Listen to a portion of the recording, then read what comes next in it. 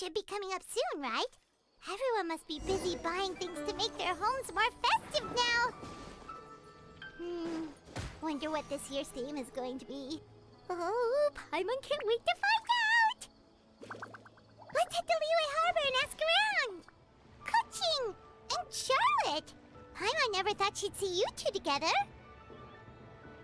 Nice to see you again, Traveler and Pаймon. Oh, we're not interrupting anything, are we? Not at all. I wasn't in the middle of an interview or anything. I was just asking Miss Kuching about purchasing a kite. A kite? Are you buying some regional specialties to bring back to Fontaine? Well, yes. And... It seems you haven't heard yet. The theme of this year's lantern rite is kites. Oh, so that's why Pаймon has seen so many floating in the sky. Liyue Harbor is always changing, so it is only fitting that lantern rite should change in turn.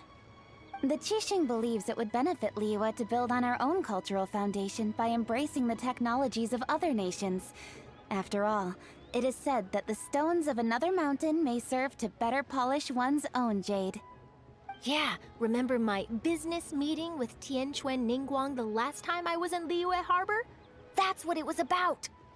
But all I really did was use my network to introduce Lady Ningguang to some interesting people.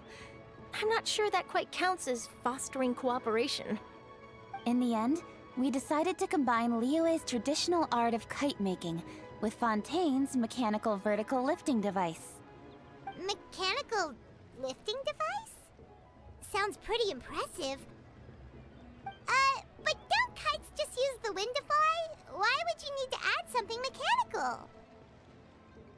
Well, you've actually just answered your own question, Pаймon. How high and far a kite can fly depends as much on the weather conditions as on the skill of the person holding the string. But as soon as there's no wind, you can only flail about helplessly like a sweet flower medaka out of water. Experience doesn't matter at that point. Exactly. Liyue is now a nation ruled by humans after all. It's about time we had the power to make a kite fly, don't you think? Plus, the easier we can make it to enjoy, the more people will want to participate. Right? I also thought it was a novel idea. Plus, it shouldn't cost much to do. With Miss Charlotte's help, everything has gone smoothly. Our new mechanical kites are already available to purchase from a stall in the harbor. We're having trouble keeping up with demand. We also gave quite a bit of thought to the price. We didn't want it to be too much more expensive than a traditional kite. Cool! Turns out you two and Ningguang like playing with toys just as much as Pаймon! Toys? They're not exactly toys. You see, Miss Kuching? That does seem to be everyone's first reaction.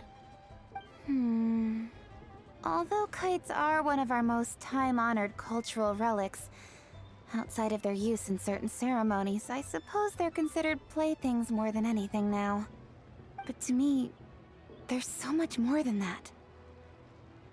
Think for a second about how remarkable it is that a flimsy paper kite attached to a string has the capacity to touch the sky. It is this slight piece of paper that also carries the weight of Liyue's cultural traditions. There's an old poem that goes, "O kite born of paper, flying true and sound, a lone traveler wanders, just waiting to be found."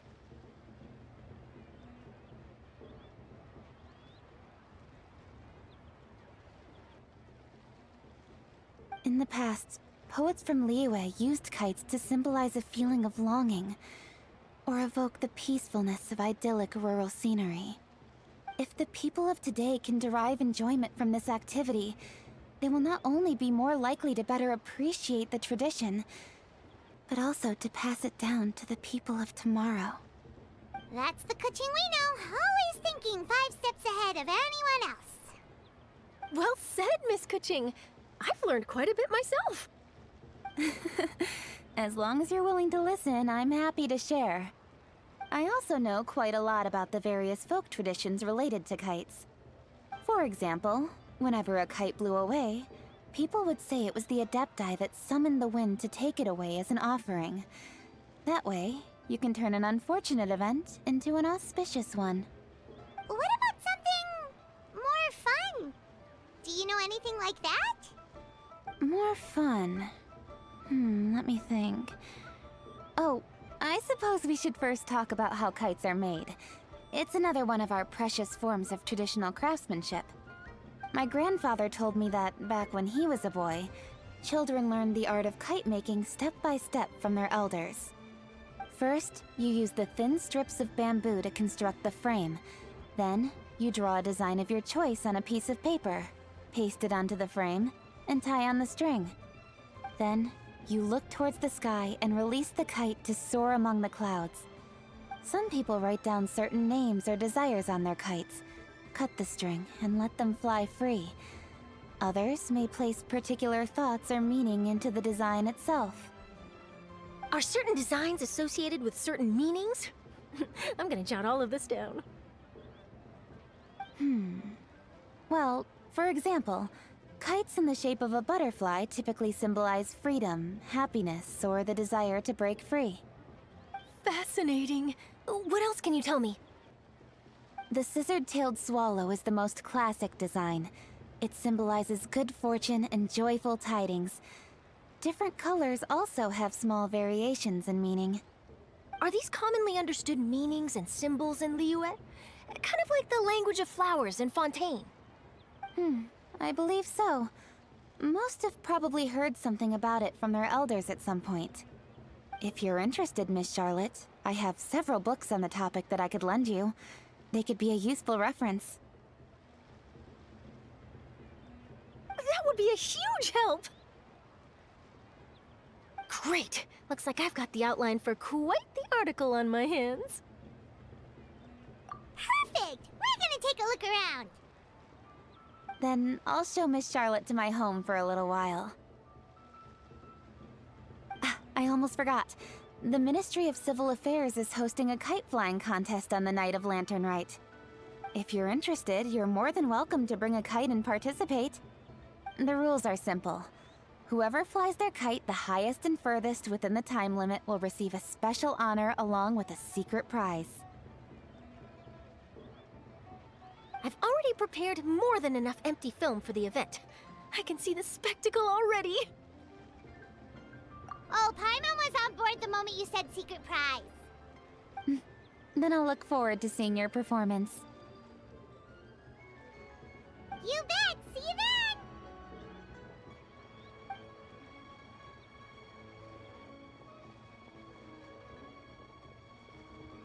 Wait, Traveler?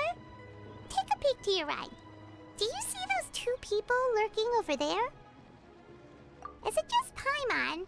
Or were they staring at us the whole time we were talking to Kuching and Charlotte just now? They seem fishy. Huh. Well, yes, but something's up. Pаймon just has a bad feeling. Do you think they could be treasure hoarders? They always seem to be stirring up trouble during Lantern Rite. Oh, Paimon's sick of waiting around for something bad to happen. We should strike first, you know. Foil their plans before they even begin. You go right, Paimon will go left.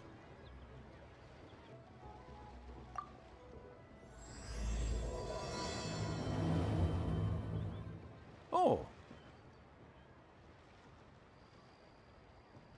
It is with such an air of urgency that you appear before us. Your comportment suggests you believe us to have committed some heinous crime. Perhaps you could enlighten us as to your intentions. Whoa, where did this fuddy-duddy come from? You should be the one doing the enlightening, buddy. Don't think we didn't notice you eavesdropping. One look and we could tell you were up to no good. Tell us everything, starting with your name. One bears no secrets before two such as yourselves. You stand in the presence of the mighty and illuminated Adeptus, Moon Carver. For the purpose of this foray into the mortal realm, however, you may address one as Hojong. You kidding? That deer's got his head stuck so far up in the clouds, there's no way he'd humble himself down here with the rest of us. You may want to hold your tongue, Pаймон. Don't think that Paimon is gonna believe you just because you know her name. Let Paimon guess. You're supposed to be Mountain Shaper, right? Indeed. Mooncarver and myself have descended upon the mortal realm for a visit. The two of you may call me Jiahu. Huh. Looks like you did your research. But in our experience, the harder you try to lead us on, the more likely it is that we've got a big fish on our hands.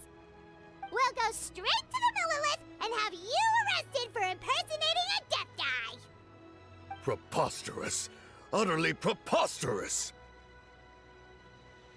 Right. Tell us something that only an Adeptus would know. And it better not be some common knowledge that any person on the street could tell you. During the last lantern rite, we gathered at Mount Hulao with Rex Lapis and made use of Cloud Retainer's supreme cuisine machine to prepare bamboo shoot soup. Perhaps you have some recollection? The flavor of that soup was more than enough to whet one's appetite. As such, Cloud Retainer assented to my use of the device beyond that singular occasion, providing other recipes to boot. Since then, one has dabbled in the pleasures of the culinary arts whenever time allows. Dabbled? Upon one's last sojourn to your mountain, did you not immediately attempt to hide the device behind a chunk of amber as soon as one's presence was known? Did one not speak up on your behalf but a moment ago? This is how you choose to repay that kindness? One is simply trying to emphasize the veracity of our claim. That does not mean you should reveal personal matters so readily. They might think one bears no difference from Cloud Retainer. Forget it. One does not have the breath to waste on such petty trifles. That might have been more detail than we needed. Seems like you two are the real deal, and Paimon's sorry for suspecting you. But, for beings as forgiving as yourselves, this is just water under the bridge, right? You indeed have an agile mind. Cloud Retainer was not mistaken in her high estimation of you.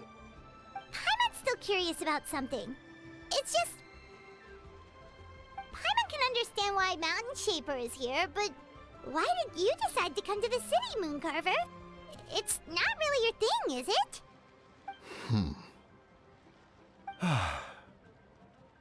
It is but an inevitable eventuality. Long have the mountains remained strangely idle since Cloud Retainer's move to Liyue Harbor. With Lantern Rite near at hand, one would expect Cloud Retainer to provide us with an account of the festivities in advance. Yet to this day she has failed to appear. Cloud Retainer is hardly the forgetful sort. One must never rest idle in the face of that which demands action. And since our acquaintances dwell in Liyue Harbor, we had to travel here in human form to avail ourselves of their aid, Cloud Retainers in this case. But a moment ago, one heard you speak of a mechanical kite of sorts. It appears the essence of the situation has hitherto revealed itself. Now it is time for one to retire back to one's abode. Huh. So, you're not looking for Cloud Retainer anymore? Perhaps there are aspects of Cloud Retainer's temperament that remain opaque to young Pаймон. Given one's understanding, one can only imagine the anger that now consumes her. Cloud Retainer is of a proud and arrogant disposition. She holds the belief that her skill in mechanics surpasses that of all others. One can be quite certain it is hardly with an open mind that she regards the arrival of this new technology. One surmises that she has shut herself away, refused all company, and buried herself in the study of her own creations. To call on her would only invite her rebuke. However, if you do happen to cross paths with her over the next few days, do pass along one's regards. Sure, leave it to us. Have a safe trip back, enjoy the scenery, and happy Lantern Rite! Thank you for your kind words. We shall now depart. We got all worked up for nothing, huh? All that trouble and it turned out to be people we knew all along. Well, it's still pretty early. Let's head over and check out the kite stalls. Paimon wants to see what kinds of kites we can buy to use in the competition. The bigger and prettier, the better. Welcome! Are the two of you looking to buy a kite? Would you like me to go over the different designs? Ooh! A scissor-tail swallow! And a butterfly! And... oh! This jade chamber design is our newest. It's been selling like crazy over the past 2 days. Does it also have a unique meaning? Of course. The jade chamber symbolizes wealth and abundance. The kite bearing its design is said to bring riches in the future to those who fly it. Oh, now that's Paimon's kind of kite! I apologize for the interruption, but are all your wares in order, Miss Genuine? Yes, they're just over there. The paper, bamboo, and dyes. All the necessary kite-making materials. Wonderful!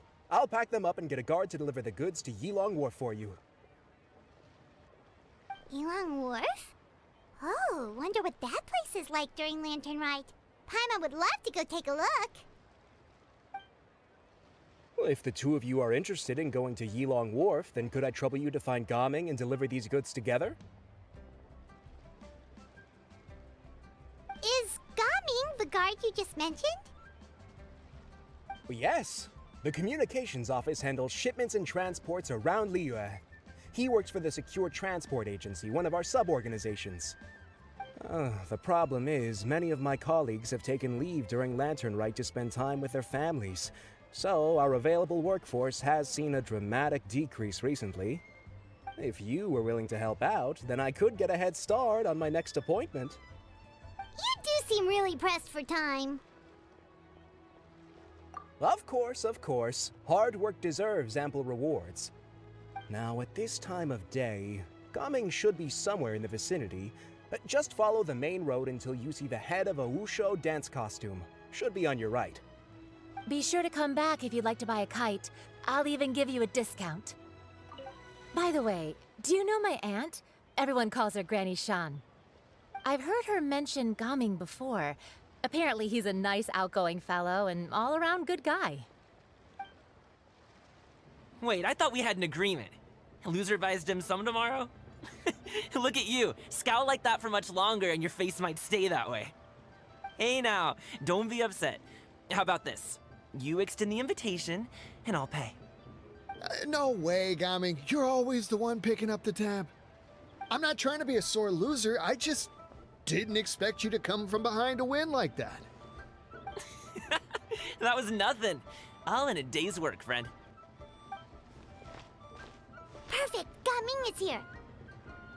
Sorry to interrupt, Gaming. We just spoke to a guy from the communications office who needs you to deliver some goods to Yilong Wharf.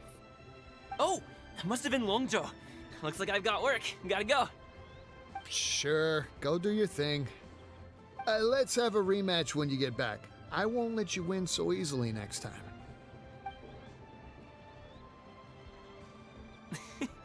Alrighty, you can hand the goods over to me. Must have been heavy hauling them all this way. Let me take them off your hands. It wasn't that bad. It's just some kite-making materials. Plus, we didn't have to walk very far. Kite-making materials. I see. I'm glad it wasn't too much trouble, Paimon. Still, I owe you one. Ah, and you must be the traveler. It's nice to meet you. Thanks for your help. Huh? You know us? There probably aren't many in Liyue who don't. I've heard quite a bit about you two. You're quite well known around these parts. Oh, and please excuse Longzhou if he forgot to thank you. Take my thanks in his place. He's a good guy. He's just been super busy lately, running around from place to place. Don't be too hard on him, yeah? So, you here for Lantern Rite? Yep. It's always so lively this time of year. We were actually hoping we could tag along to Yilong Wharf and have a look around. Perfect! We'll go together then. I'm good with directions, so just follow me. Trust me, I know my way around. We can exchange stories, tell jokes, or just chat along the way. Oh, and there are a couple of good places to eat along our route. We can stop and grab a bite when it's time. The ingredients are fresh, the portions are generous, and the prices won't break the bank. You can order anything, and I promise, you won't be disappointed. Order anything? Hey, did you really have to call Paimon out like that in front of our new friend? Don't worry, I understand. I joke around like that with my friends, too. It just shows how close you are. Do you need to pack anything up before we hit the road? I can wait. Nope, our things are always packed and ready. We're pretty much travel experts at this point. Oh, that's right. Then let's get going. If we run into any trouble, you can count on me to protect you. I am a guard, after all. One step at a time. Hang in there. Wait, and get behind me. I'll handle this. Seems like we really can't go anywhere without running into treasure hoarders, can we? Yeah, it's not uncommon for deliveries to get intercepted. That's why this job needs guards like us. Paimon was impressed by your moves back there. You seem like a real pro at your job. Oh, that's not a skill I learned on the job. It's just a hobby. Have you ever heard of wushu dancing? Really? Wushu dancing is famous in Chunyu Vale. Performers might be invited to promote the opening of a business or to spread good fortune during a holiday season. But I must admit, it has nothing on the popularity of the Liyue opera. I'm also well aware that people in Liyue Harbor aren't exactly jumping at the chance to watch wushu dancing. So, it's not something I do full-time. Huh? You have 2 jobs? How do you have the energy to do all that? It's not that tiring. You just have to take a rest. Ah, Paimon gets it, so you must sleep a lot then. Not really. Just yesterday, I stayed up all night playing cards. Oh. Let's go. The docks are just up ahead.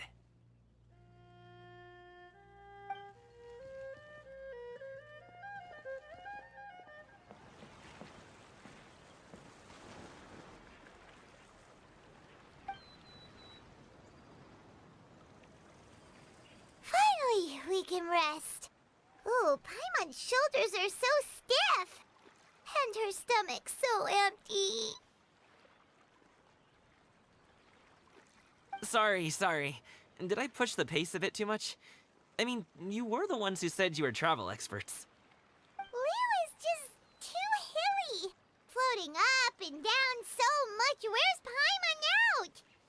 Oh, Paimon was finally satisfied and now her poor stomach's empty again.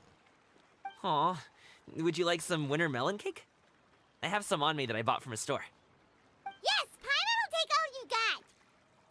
You might want to pace yourself there, or you'll be too full to eat a proper meal later. Paimon never gets too full. Just like you apparently never get tired, no matter how far you walk or how many jobs you work. Ah, I see. Then here you go, Paimon. And for you, traveler. Enjoy. And here's some for you too, Uncle Bosu. Don't think I forgot about you, my friend. I'll just set it to the side here for you.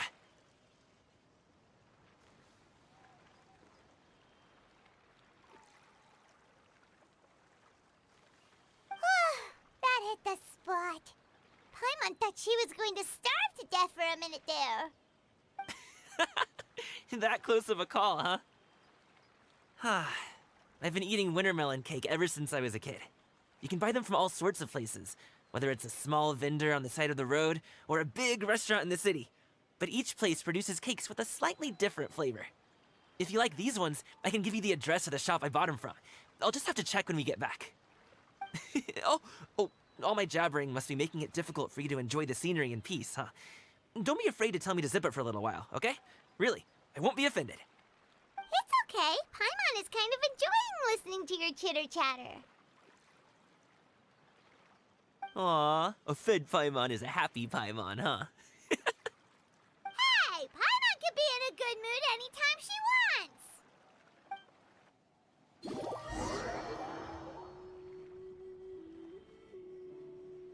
Need some fresh bamboo for this.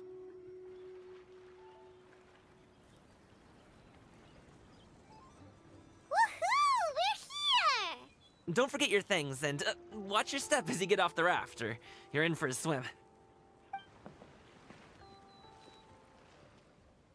Thanks for the ride, Uncle Bosu.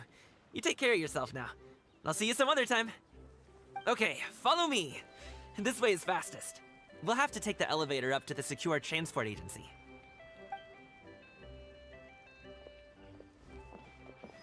Hey! Slow down. I'm begging ya. What is it?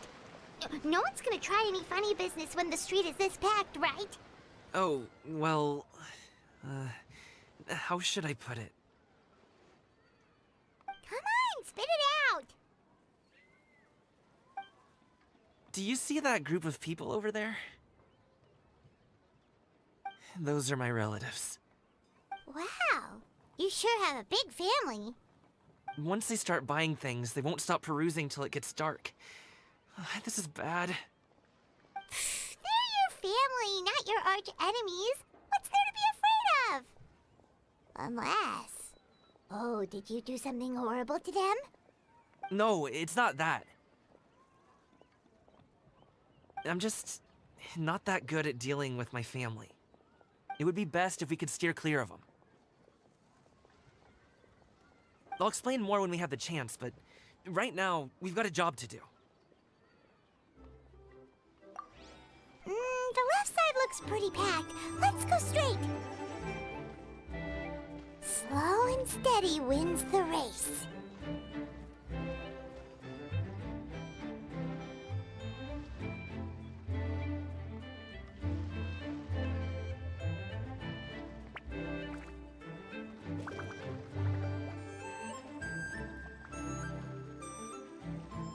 Hello, dear guests. Is there any work that you need done?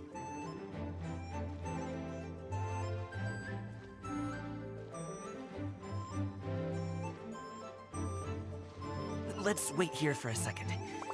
Maybe my aunt will leave.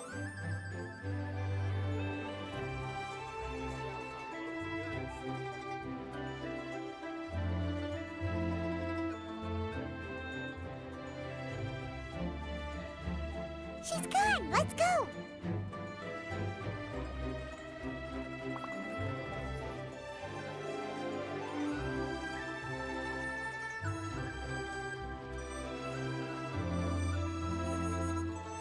Turn left. Run!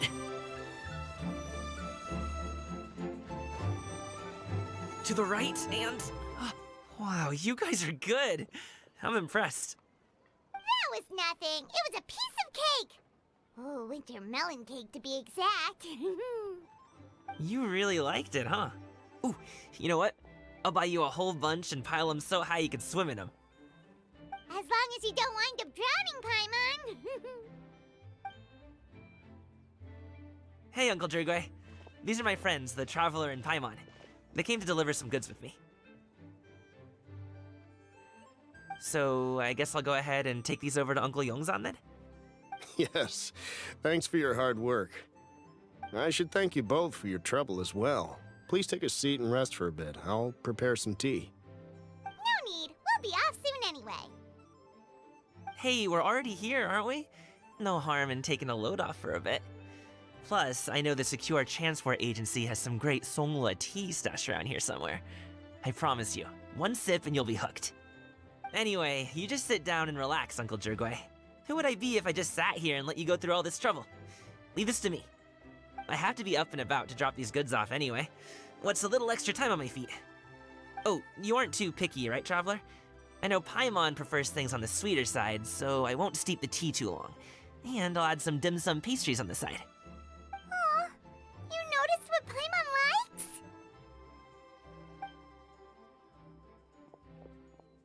How long have you two known Gaming? Oh, not long at all. We just kind of tagged along on his trip to Yulong Wharf. He's just a super welcoming guy. We became friends, you know, just like that. That's just how he is. He's the attentive sort. Really knows how to look after his own. A while ago, one of our guards had to take off work. Said his joints were hurting due to the rain. Gaming personally went all the way to Boo Boo Pharmacy to get some medicine for him from Dr. Baiju, then traveled through the night to deliver it back to him. That young man has such a good head on his shoulders. How can anyone not love him? I mean, there is his dad, but, well, ask anyone else, and... Uncle Yongzan says he doesn't have the personnel to spare for this delivery right now. So what do you think, Uncle Jirgui? Should I go ahead and deliver it instead? It feels like we've troubled you enough already. It's kite-making materials, though. Could be for a kid. I'm sure the sender wants it delivered before Lantern Rite. Oh, by the way, here, have some tea. All right, then. Deliver it if you want to. Ooh, are you free in 2 days? How about we grab some dim sum from Shinya Kiosk? My treat, and don't even think about trying to pay. Whoa, that's way too generous of you. Don't mention it. Just think of this as a thank you for all your help. Besides, the thing between me and my family, it's a long story. It might take some time to tell. Sounds good! Pаймon never says no to free food. Alright, then I'm off. See you in 2 days. Oh, and Paimon, make sure not to eat too much before then. Don't say I didn't warn you. Is he underestimating Paimon? She's just gonna have to show him how much she can really eat. Anyway, is Gaming's family situation really that complicated? He has such a happy-go-lucky personality. Plus, he's an enthusiastic and diligent worker. It's hard to imagine a guy like that being troubled by much. How should I put it? Since he already plans to tell you himself, you don't need an old man like me to add my 2 cents. You seem to be around the same age, so you might have a lot in common. Perhaps you could help him talk things through. Consider it a favor to me. If you have the time, maybe you can make a little flag for us to wave about. It can say, "We provide aid in spades." Couldn't hurt to advertise our services, right? Well, I can certainly arrange that. Is there anything else you wanted to say? Wait, seriously? Paimon was just joking, but if you're going to get us something, she'd much rather have wintermelon cake instead. Seems like Gaming really has rubbed off on you.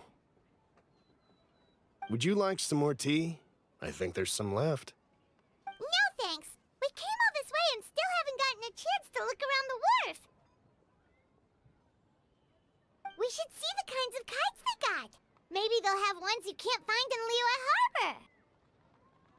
All right, then. Please do let me know if you'd like more tea. You're welcome to stay as long as you like. Gaming is a good kid. I just wish he could reconcile with his family. You're around the same age, so he might listen to you. Please talk things through with him.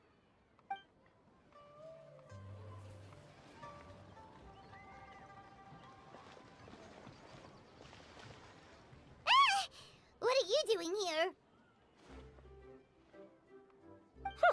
The way you speak, one might have presumed you were displeased to be in one's presence.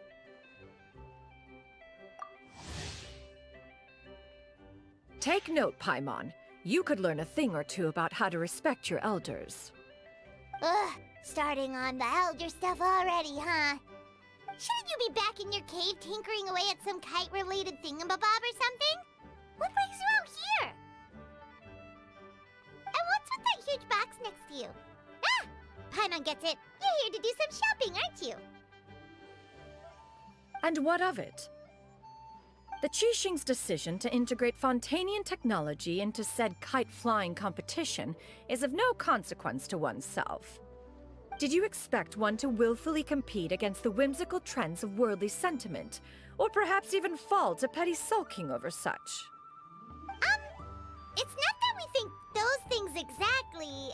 That's just what Mountain Shaper and Mooncarver told us, or Tia something and Ho. Paimon can't be bothered to remember what their aliases were called. Anyway, they went to Liyue Harbor to look for you. They even asked us to pass along their regards if we ran into you. Oh, huh.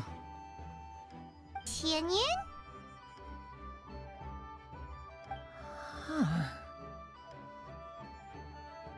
It appears time has quite flown since one's arrival in Liyue Harbor. How could one have forgotten about those two old fossils? One shall have to bring them back some divine herbs to atone for this slight. Nay, given that one has ventured all this way to Yilong Wharf, tea would be more advisable. A great thought has illuminated one's mind once again. One is reminded that certain purchases have yet to be made. Perhaps you two could wait here whilst one performs this task. It'll be but a moment. Huh? Wait here? You're really just gonna ditch us here to watch your stuff? Oh, that woman really just does whatever she wants. Hey, not you too, traveler! Oh, all this Paimon ditching is super not appreciated. Just come back soon, okay? Paimon doesn't want anyone to try and steal his stuff. Welcome. Please have a look around. We only sell teas of the finest quality, sourced directly from Chaoying Village. Might I recommend the Songlo variety? It's one of our specialties. Now, that sounds promising. One will bring some back for those old fossils, and all will be well. 2 boxes will do. Wonderful. By the way, we're actually running a special lantern rite promotion. Buy 3 boxes, get 10% off. 4 boxes will net you 20% off. 20% off 4 boxes. This merchant strikes a fair bargain. One might as well give some to Morax and Ping, too. Then 4 shall suffice. I see. Are you intending to give these as gifts? If so, perhaps I can interest you in these exquisite gift sets. Buy 10, get half off. Look at the magnificent design, and the red ribbon gives quite the festive flair, don't you think? Such a gift would be sure to impress any lucky friend or family member. 10 boxes. Seems rather excessive.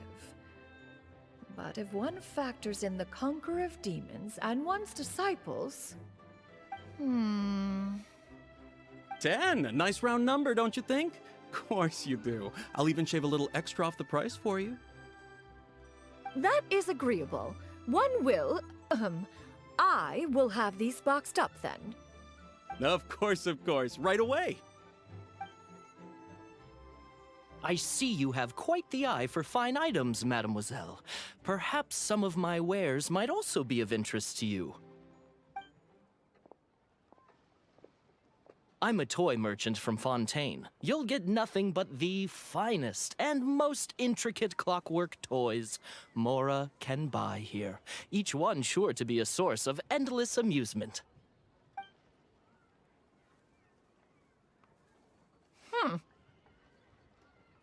Perhaps you could enlighten me then. When should said amusement be derived? Well, that is, of course, best understood by playing with them yourself. If you could wait just a moment, I can bring one out and give you a demonstration.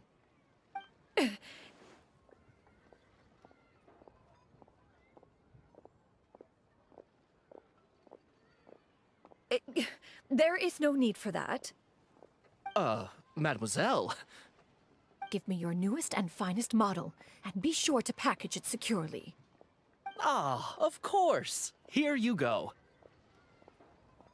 The instruction manual is... I can do without, thank you. Many watchful eyes surround this place. If one were to be spotted purchasing a mechanical toy such as this, a child's plaything no less, it would only invite scandal. But there is no harm in bringing it back to study in secret.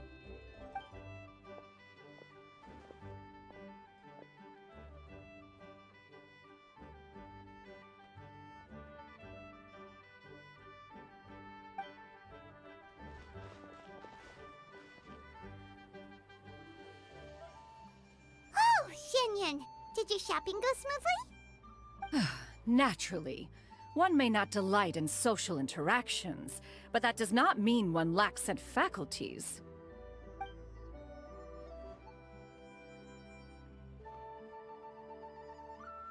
And you two? Are you not here to purchase things? We just haven't had time yet.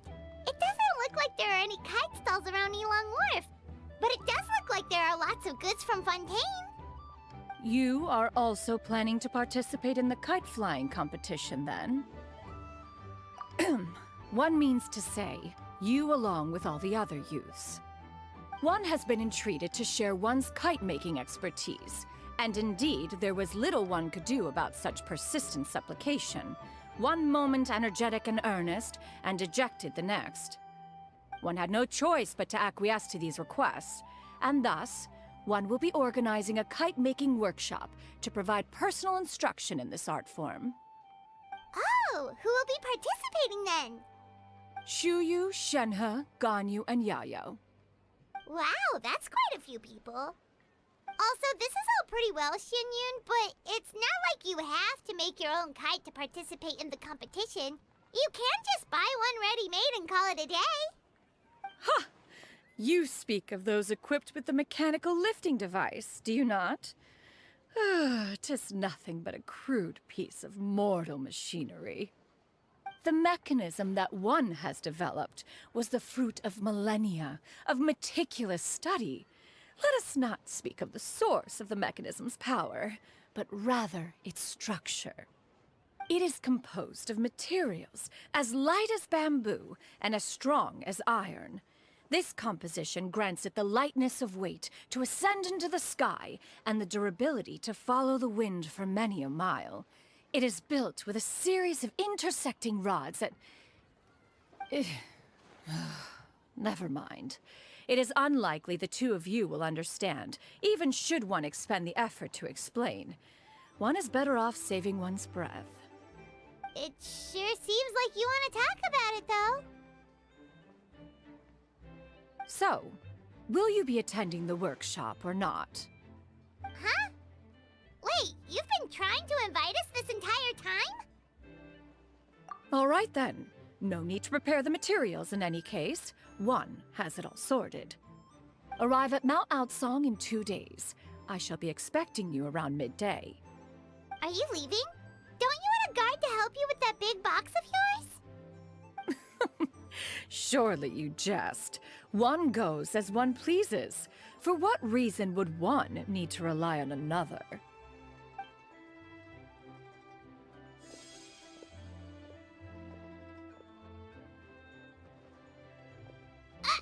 It can float? What kind of invention is that? One calls it the floating toting device. Huh. She seems pretty proud of that one. Look at her walk down the street. She seems so confident, but everyone around her is looking at her all funny. Paimon wonders... never mind. But anyway, that box of hers seems to be full of those mechanical lifty thingamabobs. Not that Paimon was peeking or anything. She just, got a bit unsteady for a second and accidentally brushed the embroidery on top. And wouldn't you know it, all the stuff inside almost came bursting out. Paimon even went out of her way to keep it all together. All Paimon say is that Xianyun sure does try hard to save face. What did she call it again? A crude piece of mortal machinery? Paimon bet she just can't wait to take it apart and see how it's made. Totally. We should probably act like we didn't see anything, though. You know, in consideration of her feelings and all. After all, that is the propriety with which one should comport oneself. When it comes to an elder, right?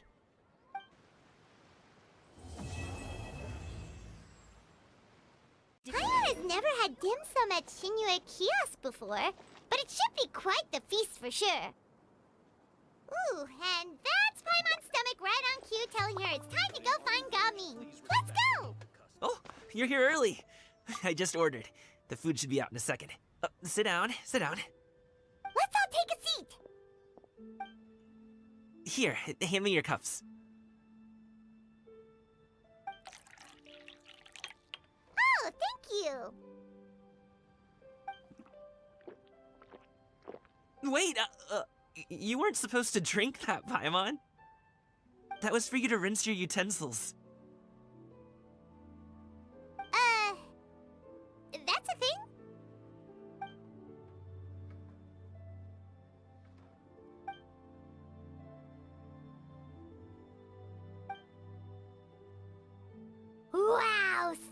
such delicious food. Do you really eat all this just for breakfast? That's just how we do it where I'm from. Most of the time, though, I don't eat lunch after dim sum. Oh, that's good to hear. Paimon doesn't need to worry about holding back then. Eat! If it's not enough, we can always order more. Oh, and there's tong soy coming as well. I don't usually have that in the morning, but, well, since everyone's here, I just had to order it. What about you, traveler? Is the food to your liking? Want some more seafood congee? Let me refill your bowl. Paimon's gonna take you up on that. Fill it up nice and full, and make sure she gets a few extra shrimp. Thanks!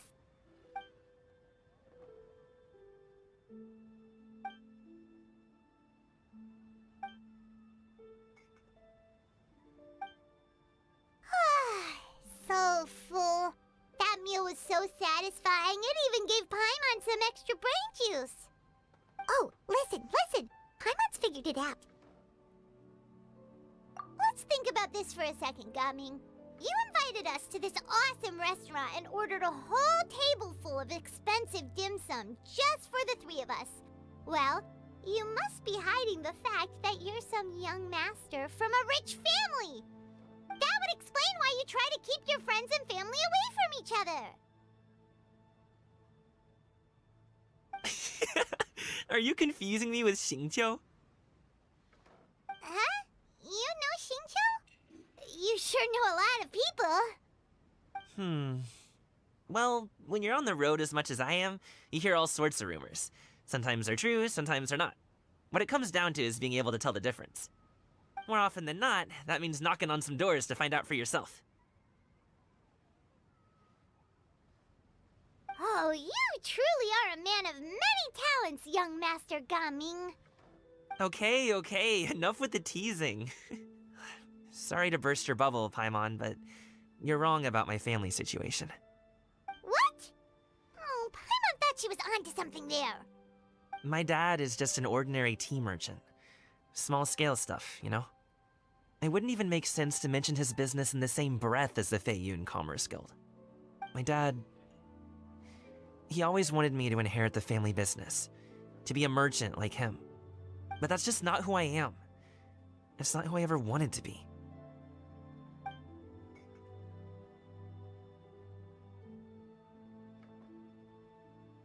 Have you ever talked to him about it? You know, about your interests and aspirations and stuff. Of course I have. I told him I wanted to be a wushu dancer. That I wanted all of Tevat to see what I could do. According to my dad, though, that wasn't a real job. Just a child's pipe dream. Oh, that's terrible. I'm sure he thought I would come around eventually, but wushu dancing has always been the only thing I wanted to do. One day, he tried to get me to visit some other tea merchants to start building the right relationships, but I refused to go. We got into a huge fight. We were this close to throwing hands.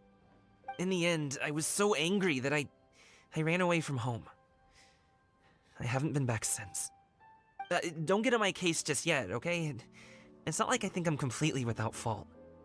No, I know that it wasn't the right way to go about things. But my dad's stubborn. No matter how hard I tried to convince him, it just went in one ear and out the other. There was no changing his mind. I knew talking would only get me so far, but if I made it big in Liyue Harbor, the results could speak for themselves. Gaming.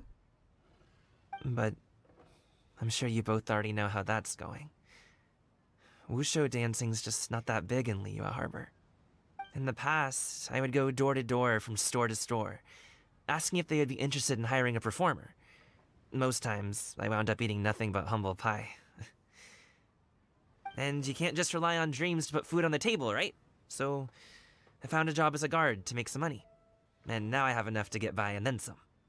Still, change takes time. Gotta take it slow, you know? Paimon understands. Okay, enough of all that serious talk.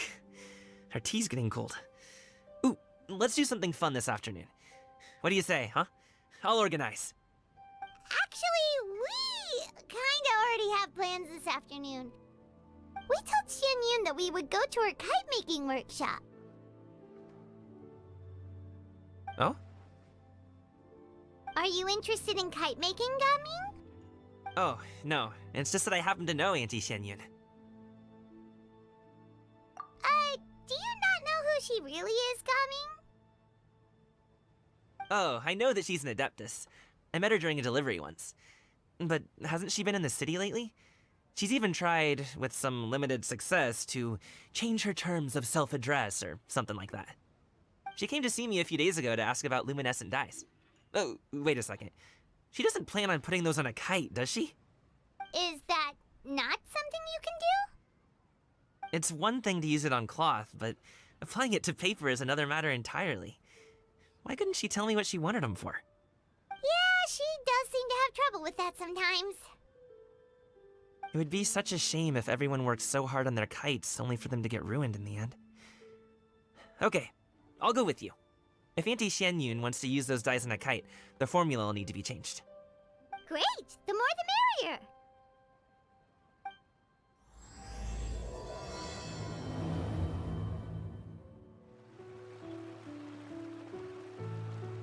Ganyu! Ganyu! Come on, wake up! Some friends have arrived! Hello, friends.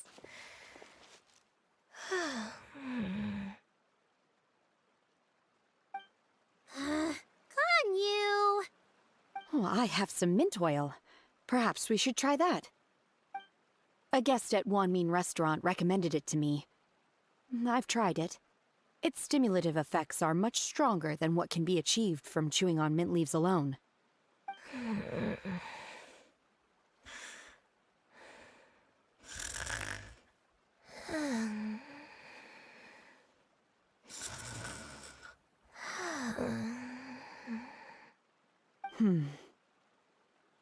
Apologies in advance. Wait! Shenhe! Not there!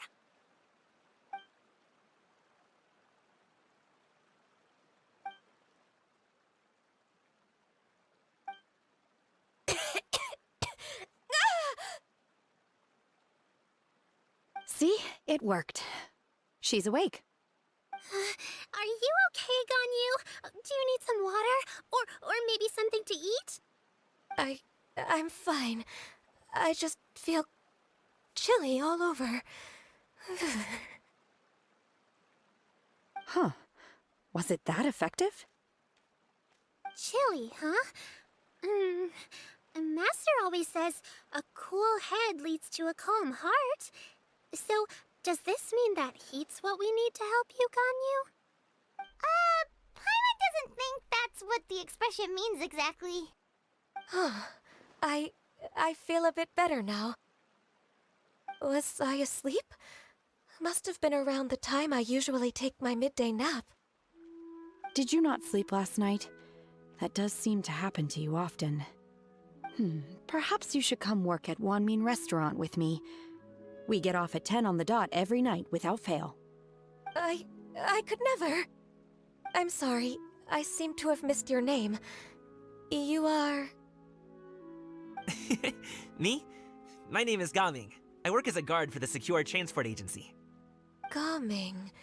The name sounds familiar. I believe I've heard your name mentioned around the Ministry of Civil Affairs. People tell me you're an extremely enthusiastic worker, and you are very generous with your help. Well, you know me. Or, I guess you don't. My name is Ganyu. This is Shenhe, and this is Yao Yao. It's an honor to finally meet you all. Oh, you must be here for Auntie Xianyun's kite-making workshop, right? Yes. I have neither made nor flown a kite before. As long as Master is willing to teach, I am willing to learn. Me too! I want to participate in the kite flying competition with my best friend! Plus, it's more meaningful if you make the kite yourself, right? Your best friend didn't come with you? Well, Chi-Chi's been super busy helping Dr. Baiju lately.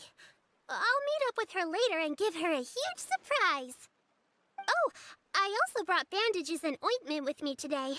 It's easy to cut yourself when working with bamboo, so I thought I should come prepared. Wow, you're really thoughtful. As for myself, I'm afraid I lack some of my companion's enthusiasm. I was originally planning to buy a ready-made kite and just enjoy the festive city atmosphere with everyone. But Cloud Retainer is always going out of her way to look after her juniors, wanting us to have the best there is. She always puts us before herself. Huh.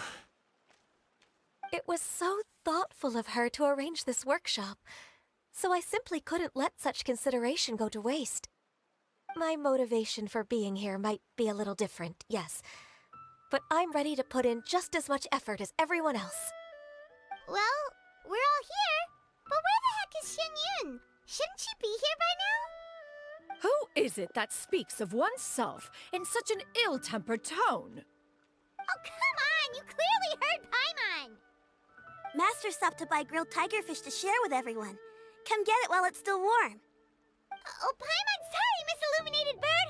Paimon always knew you were the smartest, coolest, and prettiest adeptus.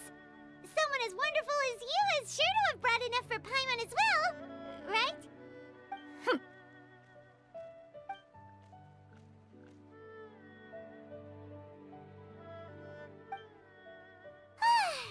So delicious. Paimon's life is complete. It appears that we've ended up with quite a few participants indeed. Go ahead and divide yourselves into small groups. The materials are over here. The regular dyes and luminescent ones have been clearly marked. Use them as you see fit. As for how to make the kite, one assumes you all made sure to listen to the instructions one provided while we were eating. Yes? Are there any questions? Paimon may have focused a little too hard on the eating and less on the listening. Paimon knew she could count on you, Traveler. One will wait under this tree and avail oneself of the cool air while one digests. Do not hesitate to seek one's company if you have any trouble, questions, or simply want to chat. We're not in any hurry to get started. Why don't we go see what the others are up to? Hey, Gaming, want to team up? Huh? But I have to participate? I thought I'd be done for the day after adjusting the dye formula. You're that unenthused by kite making, huh? That doesn't seem like you. No, it's not that. It's just... it would take too long to explain. I guess I'll just make one then. What shape should we go with? How about a butterfly?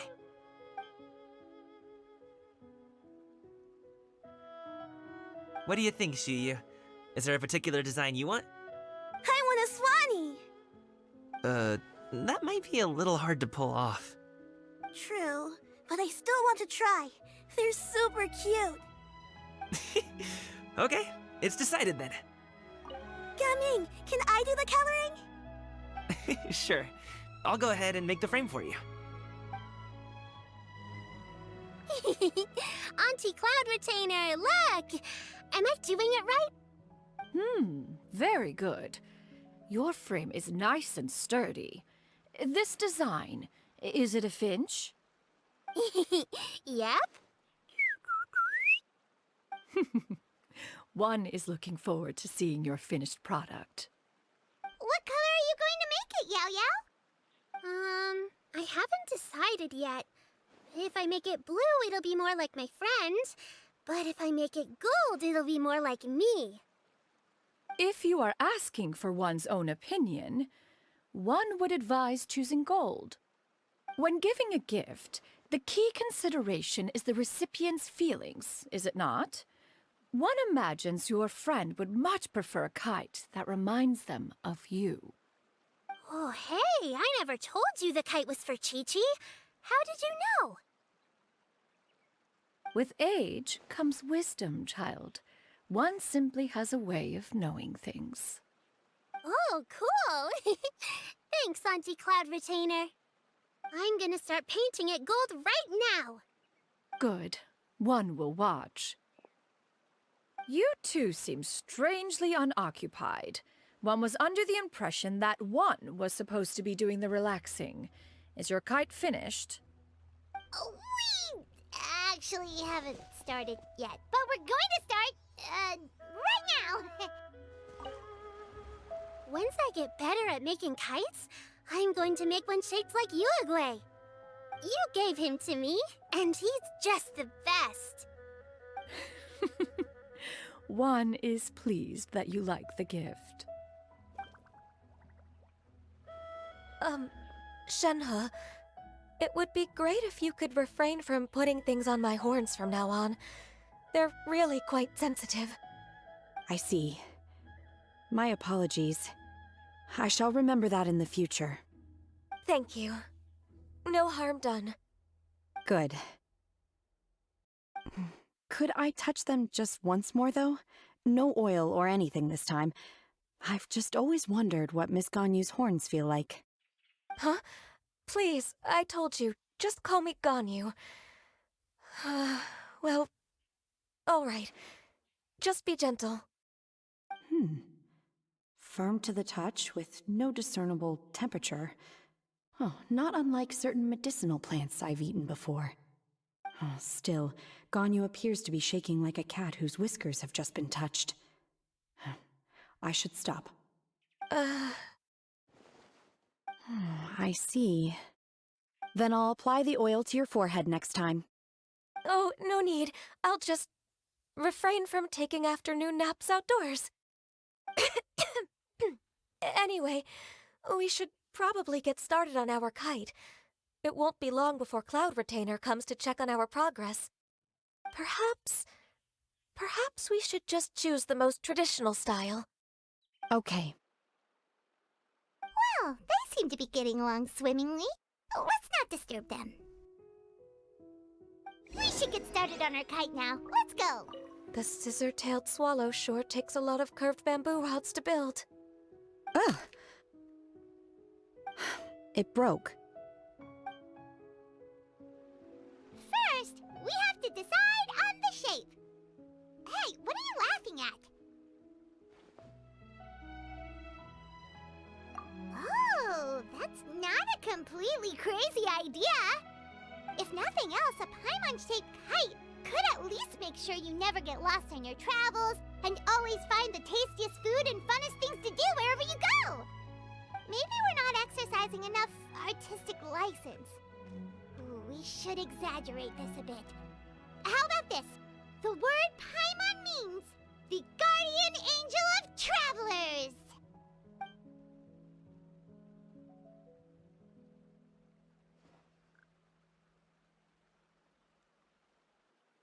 Now, what expression should we give her, since the kite is going to be flying super high in the sky?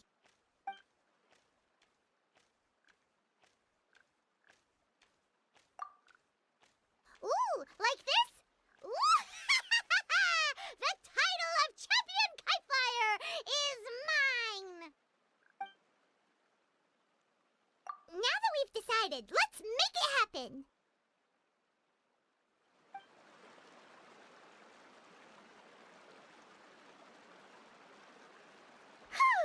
It's done!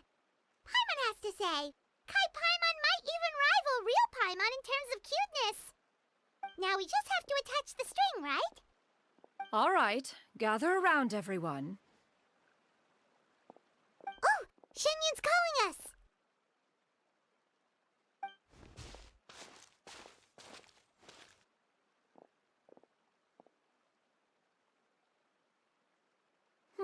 Let one take a look.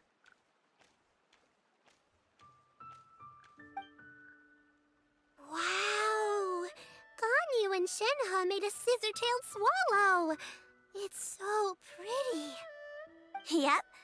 The coloring makes it look a lot like Master. If the tail wasn't split in two like that, it might even be a spitting image. If you look closely, there are a few spots where the colors go outside the lines. Did you doze off while painting it, Ganyu? I did the painting. I stared at the paper for quite some time, but I simply could not recall the coloring of any bird. Except Master. Or should I say that I'm too familiar with her crane form? Even when she stands before us in human form, all I can see is blue and white.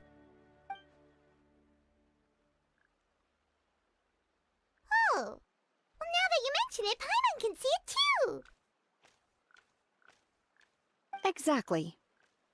So I simply closed my eyes and painted from memory. No way. You can paint with your eyes closed? Wow, the disciples of Adepti really are something. You are most filial, Shenhe. One is flattered by the likeness. The Swanee that Gaming and Shuyu made looks very majestic. I'm sure it'll look even more impressive as it soars through the sky. The eyes and ears glow in the dark, so you're sure to see it at night. Your golden finch is cute too, Yao Yao. It's all thanks to Auntie Cloud Retainer's guidance.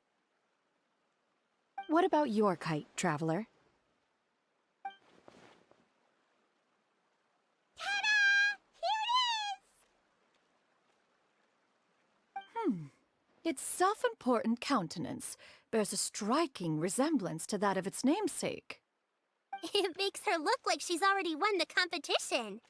Well, that's gonna happen one way or another. Is that the Jade Chamber? Oh?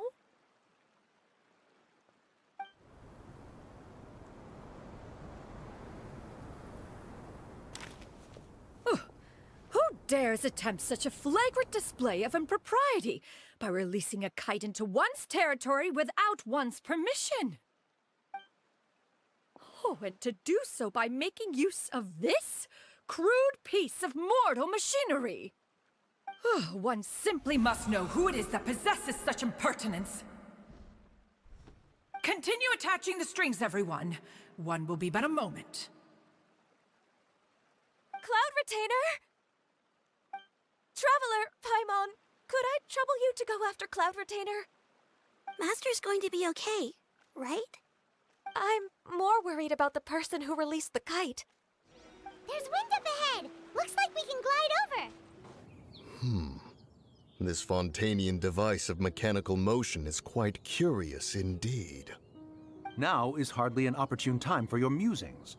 Someone among us was not sufficiently attentive, and now the kite has vanished. Calm yourself. Do you have any recollection of its last location? One believes it drifted in the direction of Mount Outsong.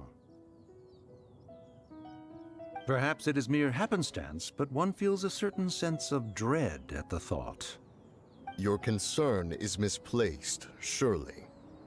Cloud Retainer is either in the city looking after her disciples, or secluded in her abode attending to her research.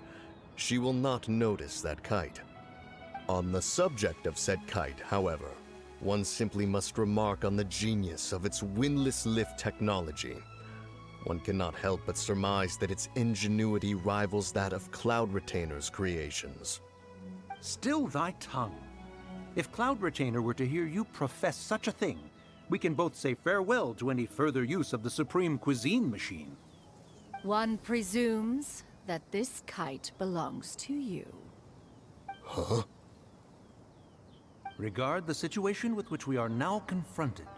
This is all your fault. One's fault? One seems to recall that releasing the kite was no solitary endeavor. Say something, Mountain Shaper.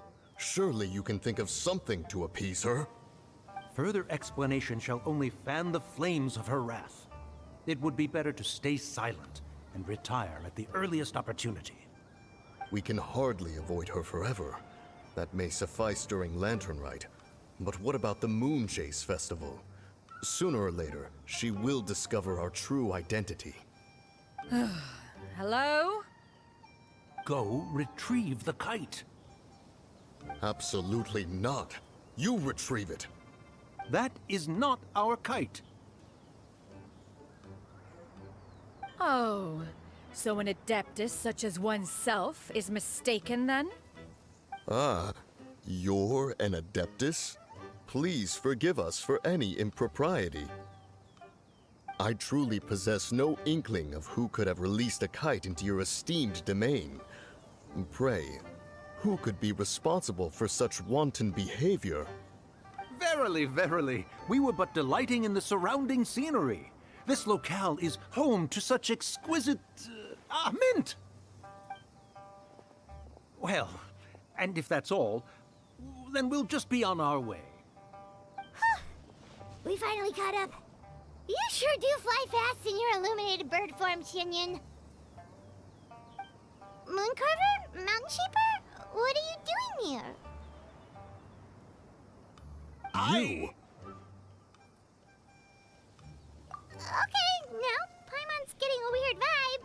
Did she say something wrong? It is of no consequence. Long has one seen through their disguises. One was simply curious as to how long they would keep up the act. Then you are not angry? How could one feel anger at the sight of two old friends enjoying themselves? One is also well aware of how enticing these city novelties can be. We were simply consumed by a fit of festive spirit. Seldom do we get the opportunity to partake in the delights of the times. However, we are far from being as adept as you in matters that require a deftness of hand. No worthy kite could be born of our own making. Thus, we could only take the convenient route, so to speak. Your prowess in mechanics is unparalleled, Cloud Retainer. You wield the wind and waves themselves. Your singular talent stands unmatched across the land. Of this, we are well aware. One has guests to attend to. We will have to convene again some other time. Traveler, Paimon, do try to keep up. We're leaving already? All this flying from place to place is wearing Paimon out. It seems that one's concern was misplaced after all. Then, should we continue flying the kite? A splendid suggestion, but it would be advisable to change locations. Perhaps your mountain would suffice? It is more than spacious enough. A fine idea. A fine idea indeed. They're back.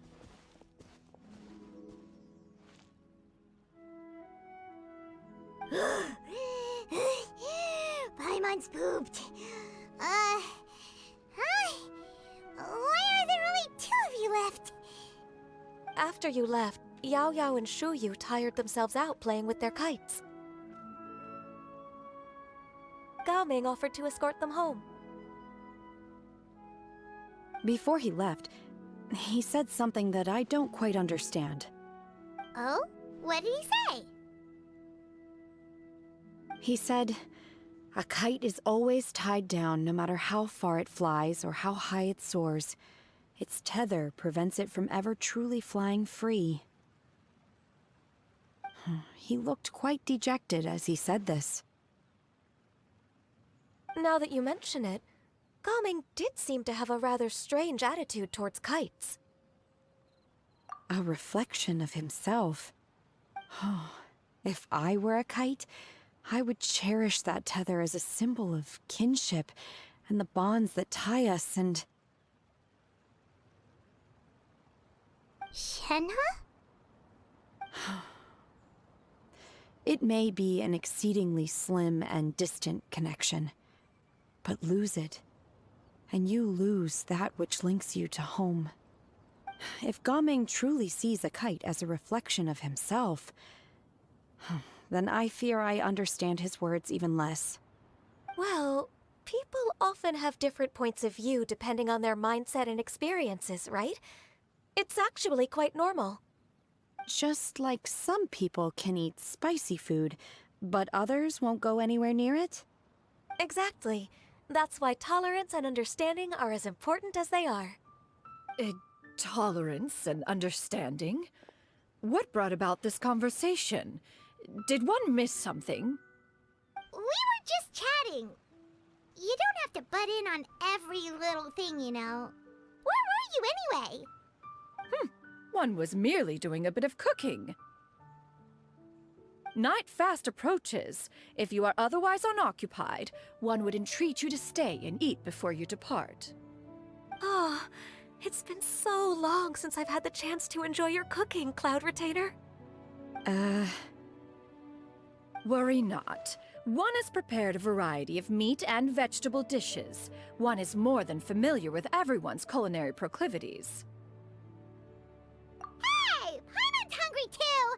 It's not like the dim sum and grilled fish could keep her full the whole day, you know? Shenhe, Ganyu, come with me.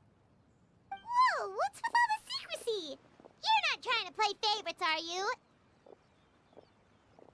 If you're ready to serve the food, we can help too.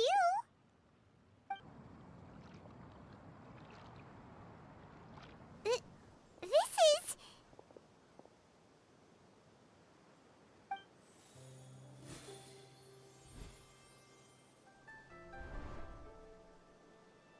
Oh, I can feel the wind brushing against my legs. This is a bit embarrassing.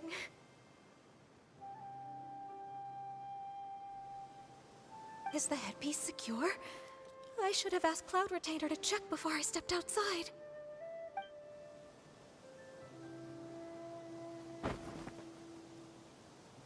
How do we look? Huh? She asked them just like that? You look pretty too, Ganyu! Oh, how should Paimon put it? You both look so elegant and refined! Those outfits really suit you both. Given that one employed the services of the best tailor in all of Liyue, one would expect nothing less. What colors have you been partial to lately, Shenhe and Ganyu? Lately? Why is Cloud Retainer suddenly asking about what colors we like? I like black. One is gratified to see one's disciple has inherited one's own tastes. The color black doesn't get dirty easily, a virtue I've come to value recently. And you, Ganyu? I favor blue and black. And the material is sufficiently comfortable, yes? Yes, very. I simply cannot thank you enough, Cloud Retainer, for this gift, and the kite, too. Thank you, Master. One is content, as long as you are pleased with the gift. One hopes these garments will see much use.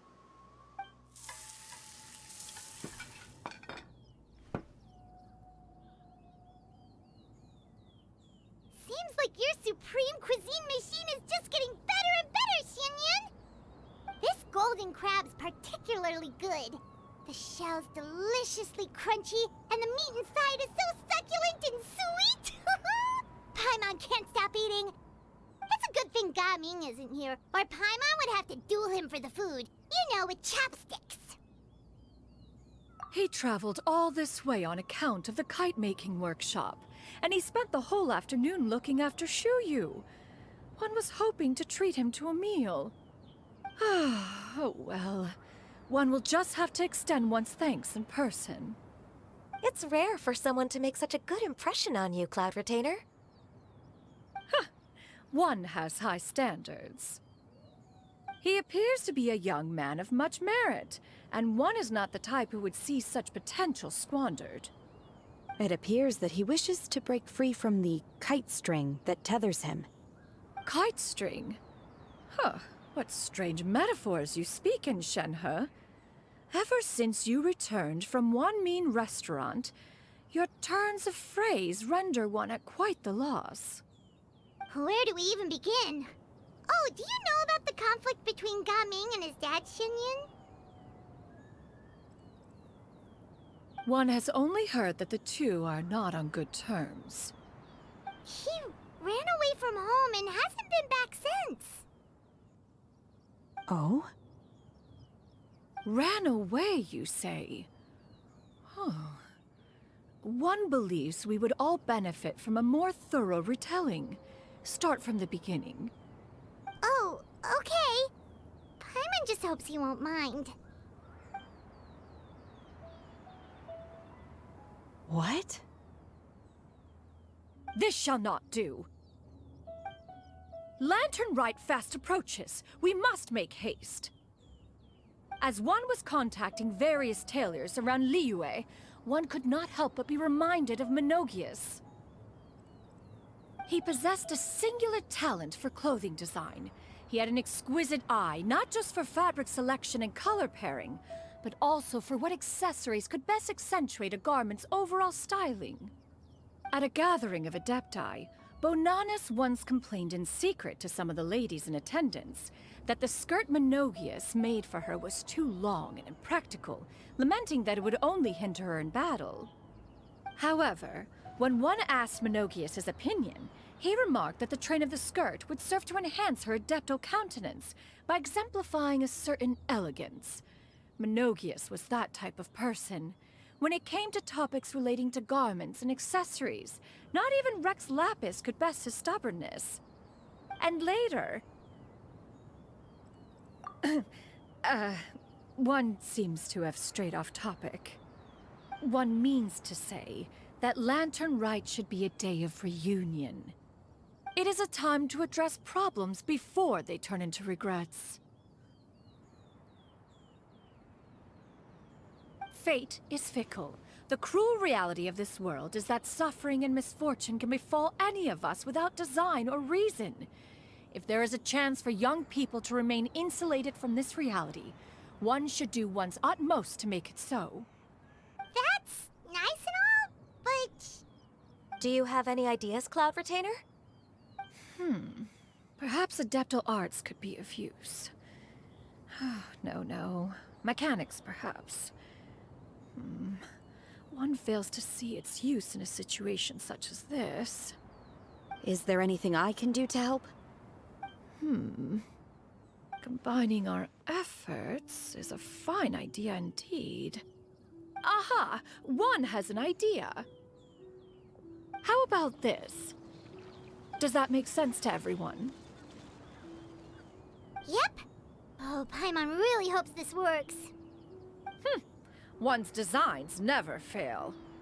Now then, I counsel rest for all, and to make the necessary preparations. One shall see you in 2 days.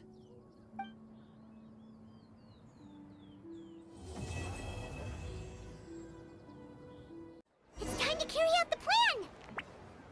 Let's go find Gaming! Hope everything goes well.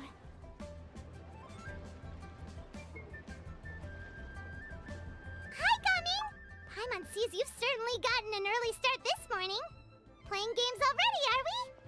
Who won this time? You the one buying dim sum again? Hey, when you put it like that, it makes it sound like I'm always the one losing. Ah, perfect, you're all here. There's an important commission I need your help with. Alright, I've got the time. Where are the goods? Well, it's not just goods this time. I need you to escort a tea merchant and their wares from Chaoying Village to Liyue Harbor. A very important client has requested to meet with him. Sure. What's this merchant's address? Well, here. If the client's that important, then this must be a very crucial, very pressing commission, right? Of course, the sooner you complete it, the better. I would advise you to depart as soon as possible. Alright, don't work too hard now, Longzhou. We'll set off then.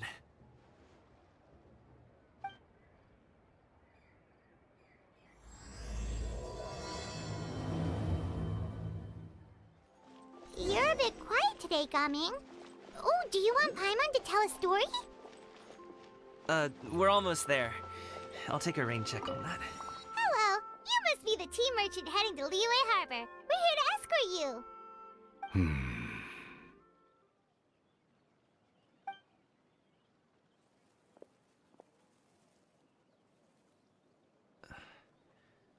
Dad? Oh, so you're Gaming's father. It's nice to meet you. Just leave this delivery to him. Trust Paimon, he's got this in the bag. Gaming is super good at what he does. Everyone at the Secure Transport Agency says as much. Even the Ministry of Civil Affairs has nothing but good things to say about him. Seems like you've made some sort of name for yourself, at least. The goods are all in order? Yes, they're all here. Then let's get going.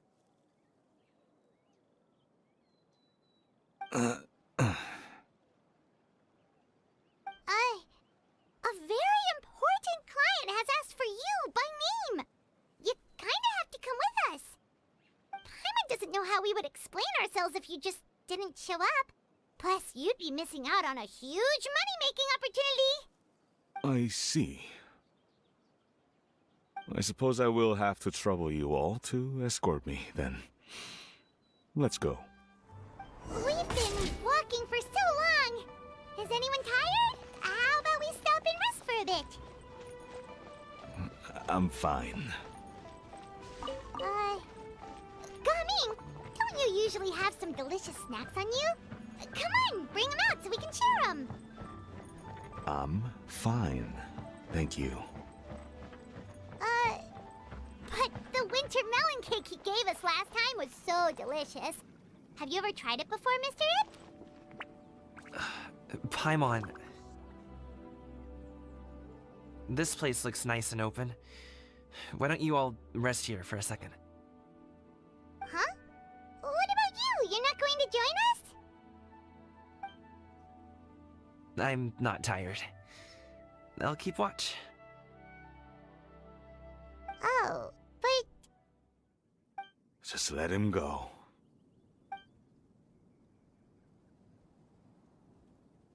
Okay, we'll just share amongst ourselves then. Did you know, Uncle Ip, that the flavor of these cakes changes depending on... Halt!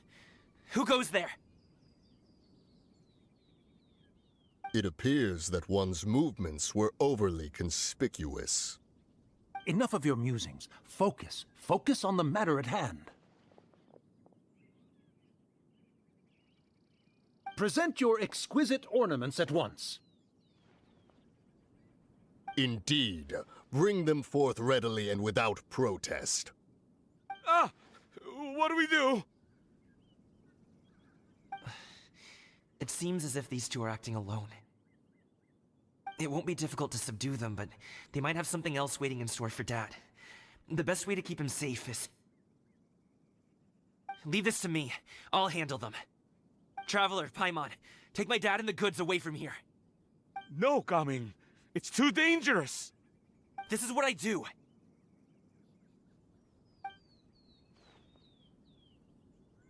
A thorny foe indeed.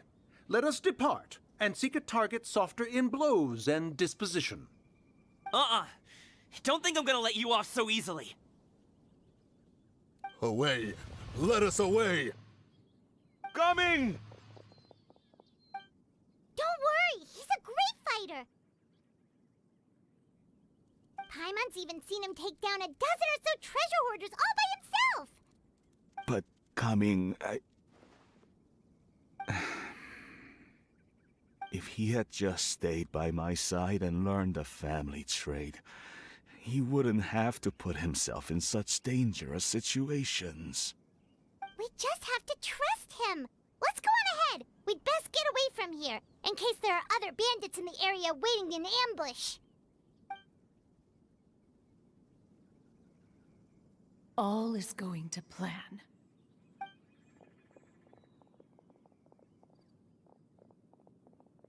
Okay, we should be good to stop here. Youngli? Oh no, what is he doing here? Good sir, please, listen to me. Reel in your line and leave this place as quickly as you can. There are bandits in the area.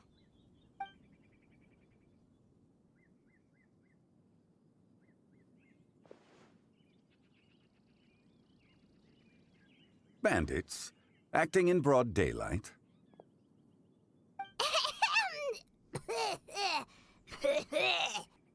Oh.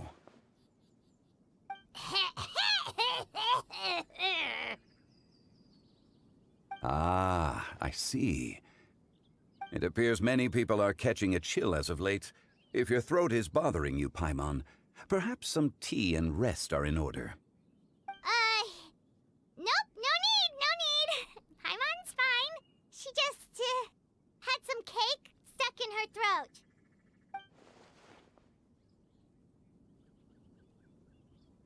If there are indeed bandits in the area, then we should inform the Millilith at once. Oh? Well, if that's the case. Such matters are best left to those with the necessary expertise, wouldn't you agree? I suppose you're right. If ordinary people like us got involved, we would only cause more trouble. Since we find ourselves otherwise unoccupied in this beautiful area, why don't we find a quiet place to relax while we wait for good news? That would be lovely. So, Uncle Ip does have a reason to be worried. After all, Gaming, the guard we mentioned, is his son. Gaming. The name sounds somewhat familiar. Ah, yes. That is the name of the Usho dancer who has been performing around Liyue Harbor recently, is it not? Oh, have you seen him perform? Indeed. I cannot help but admire his skill. He truly encapsulates the spirit of the Suani. Usho dancing has become more well known in Liyue Harbor recently. However, although performers are seeing budding success, they have no doubt had to face many hurdles along the way. One's not so easily understood by spectators such as ourselves. If you ask me, what truly deserves admiration is perseverance in the face of adversity. That is a rare attribute indeed. I have heard many of my acquaintances praise Gaming for his kind, selfless, and courageous disposition. To have a child so accomplished and upright, you must be a very proud parent indeed, Uncle Ip.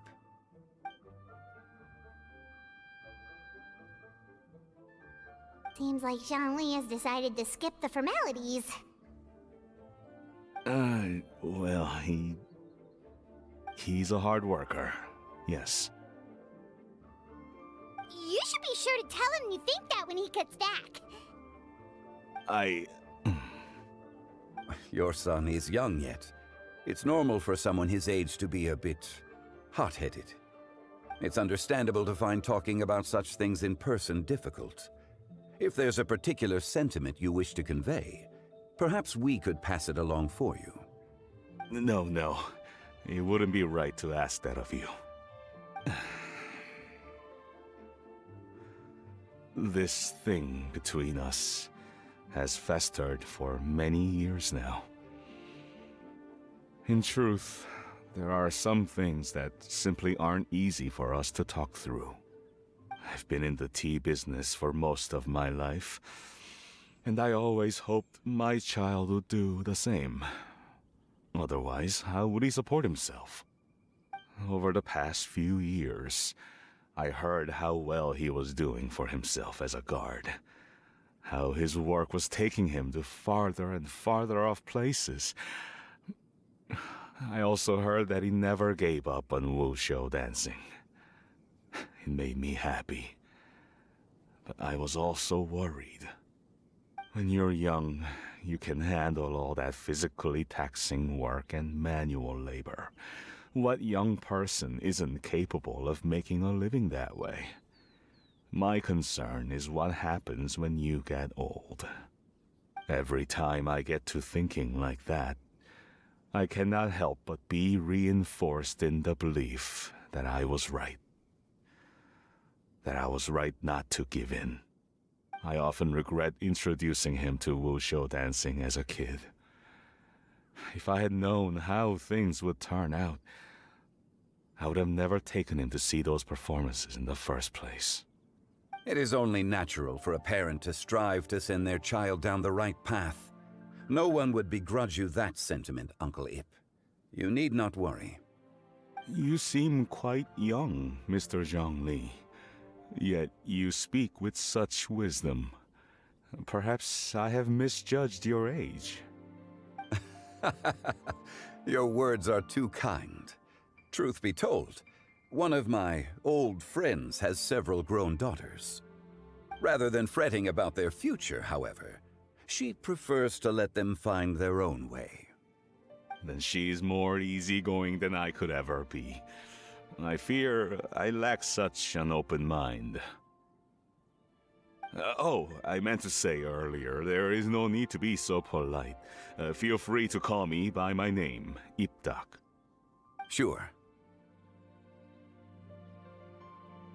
So, do you also think I fret too much, Mr. Zhongli?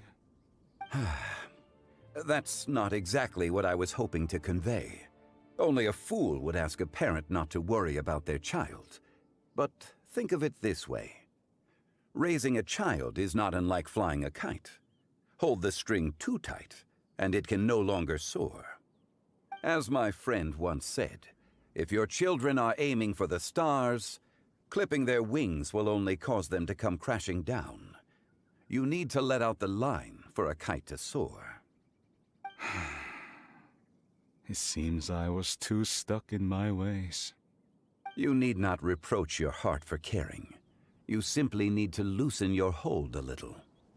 Indeed, with such a big heart, why not allocate the time you usually spend worrying about Gaming to the pursuit of other things, like going for a stroll, drinking tea, or taking in the scenery. You never know what surprises could be in store. Things can change in the blink of an eye. The blink of an eye, you say? Do things change so quickly? Children grow up in quite the same way, do they not? Day after day, year after year, sometimes in the blink of an eye, but always when you least expect it. As a father, I'm sure you know that best. Yes, you can say that again. 1 second Gaming was a kid, the next thing I knew, he was ready to fly the nest. Zhongli certainly has a way with words.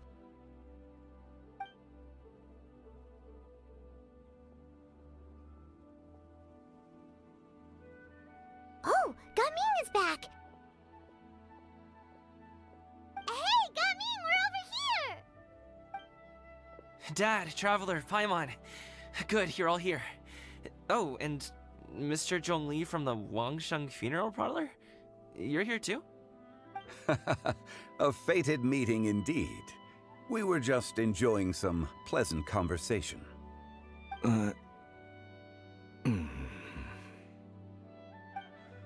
Is everything resolved? Well, you could say that. What does that mean? Traveler, Paimon, come with me. I need to talk to you. Oh, okay. I'll come right out and say it. Those two bandits, you sent them, didn't you?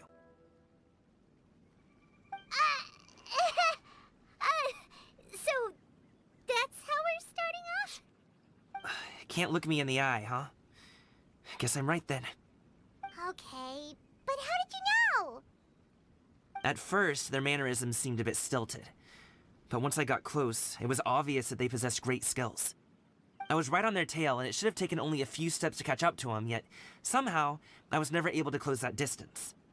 People with that level of skill would have gone about things differently from the start, like sneaking up on us while we were distracted. Unless, of course, their real motive was to lure me away from the group all along. Wow, you're pretty quick on the uptake. I just have a lot of experience. I've dealt with many a ruthless bandit in my time, but I've never seen ones like them. In the end, I told them they would make good guards if they ever wanted to get back on the straight and narrow, and that they could hang out with me in Liyue Harbor anytime. You ever consider you might be a little too good at making friends? I'm guessing you guys were trying to help resolve things between my dad and me? I appreciate it, I really do. But this conflict between us has been going on for a long time. Even if those two were real bandits, and I was able to subdue them and show them what I was capable of, it wouldn't change anything. You've seen the way he talks to me. It's not like that at all! Your dad really cares about you. You should see the way he talks about you when you're not around. Zhongli was talking things through with him, and he nearly agreed to let it go.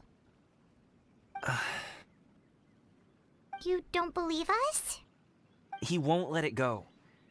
He can say as much as he wants to other people, but he won't talk to me. I'm certain of it.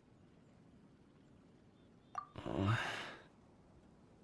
told us you wanted to prove yourself to your dad. Why don't you tell him about all the hard work you've done these past few years? Will that even do anything? I'm not sure talking is enough. You won't know unless you try. Just like how you won't know if something is delicious unless you taste it. Listen to us. It's time to put these people skills to good use. You can make friends with anyone, so why not your dad?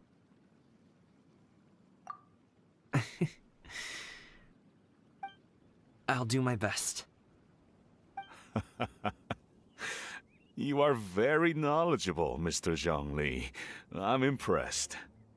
Despite my being in the tea industry for several decades, it seems I still have much to learn about the art of tea tasting. You flatter me. It was nothing but a few humble musings. How much tea have you drank since we've been gone? Ipdak and I have found many a common interest.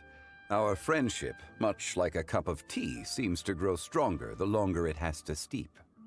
Well said, Mr. Zhongli. Gaming, Mr. Zhongli is very knowledgeable. You should take the opportunity to learn from people like him when you're in the city. Huh? Oh, of course. Ahem. Zhongli? I have very much enjoyed our conversation, Ipdak, but I, unfortunately, have some unfinished funeral parlor business to attend to. Oh, I hope I didn't keep you. My apologies for taking up so much of your time, Mr. Zhongli. No need to stay on my account. When you're less busy, let's find a time to meet. I'll treat you to dim sum. It would be an honor. We'll see you off, Zhongli. You two have a nice chat, all right? Thanks for helping us talk things through with Uncle Ip. Good thing you were able to pick up on what we were putting down. I have been around the both of you for some time now. You could say I have a certain level of expertise in that regard. As for my role in the conversation, think nothing of it. I hardly did anything noteworthy. You never change, do you? Why did you have us walk all this way? Paimon thought we just had to go far enough to be out of earshot. A friend approaches. Hello. So, you're here too? I've been here the whole time?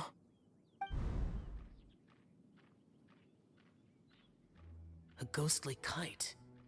Could that elusive Director Hu be coming to Wangshu Inn once again? What is she doing here? I suppose it matters not.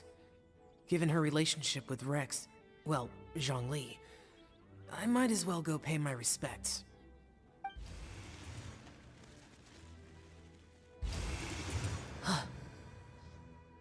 It's you!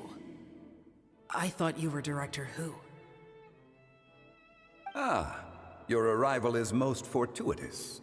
Do you want to try out this new gadget? The addition of the power source makes the takeoff more stable. It's just that... He seems quite immersed in the study of this device. I fear it's almost too stable. It completely negates the pleasure of seeing one's kite sway with the wind. It's a bit of a shame. In truth, I'm here because Director Hu dispatched me to purchase some items in preparation for Lantern Rite. I see. Much like she does every year. Much like she'll do next year, I would imagine. Am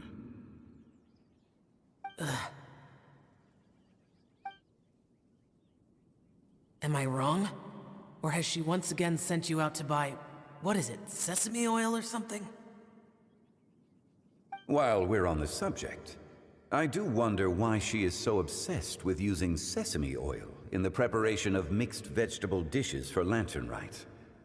A recommendation from Xiangling, perhaps. What do you think, Xiao? I've only met Director Hu a few times. I'm hardly the best person to ask.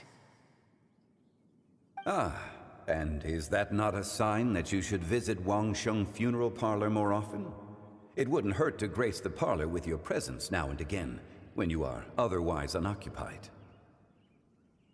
This one here is a traditional kite, one without any equipped mechanical device.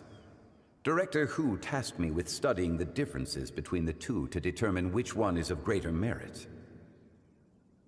Many hands make light work.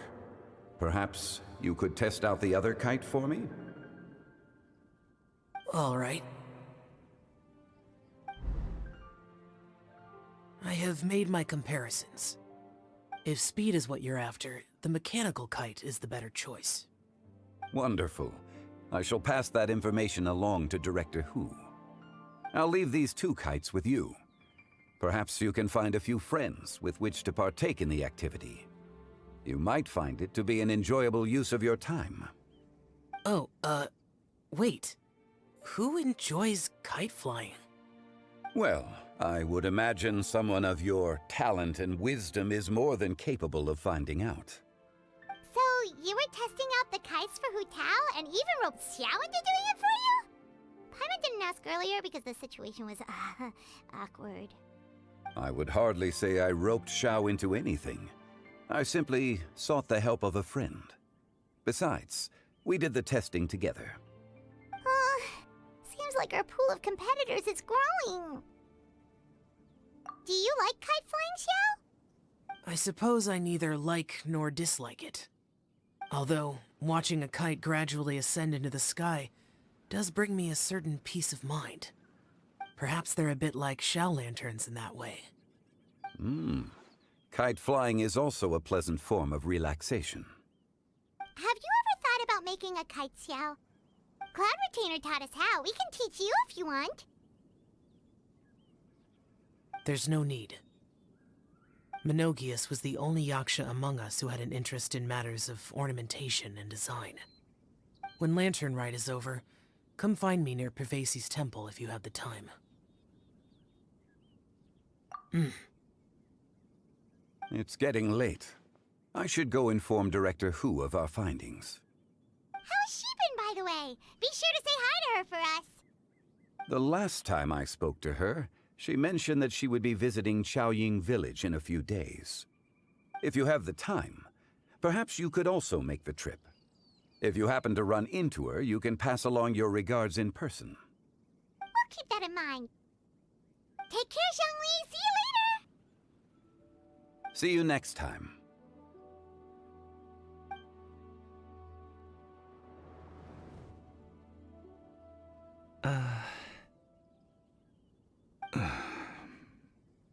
Coming. You can go first. I don't have anything to say. Then I'll go. I still don't want to leave Liyue Harbor. Oh.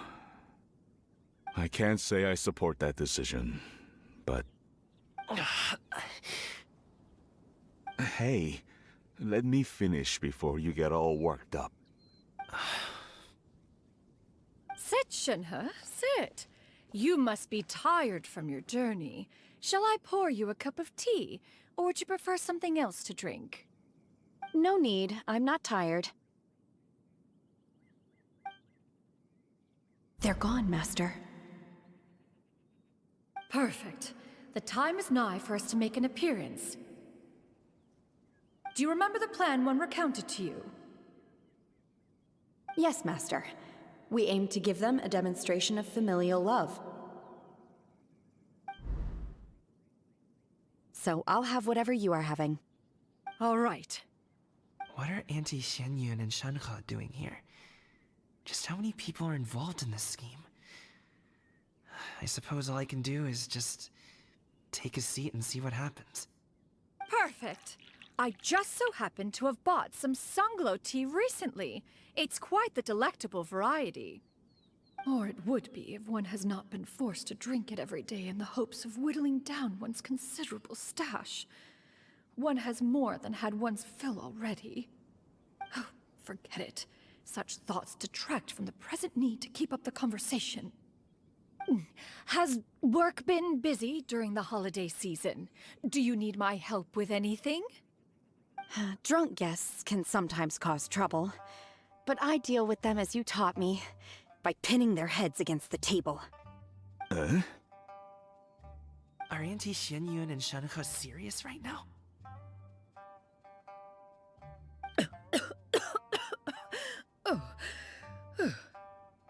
Oh dear.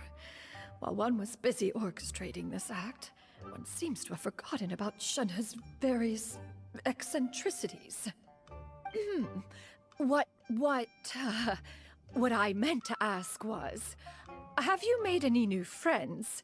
We live so far from each other. It would be a great comfort to me to know you were surrounded by good companions.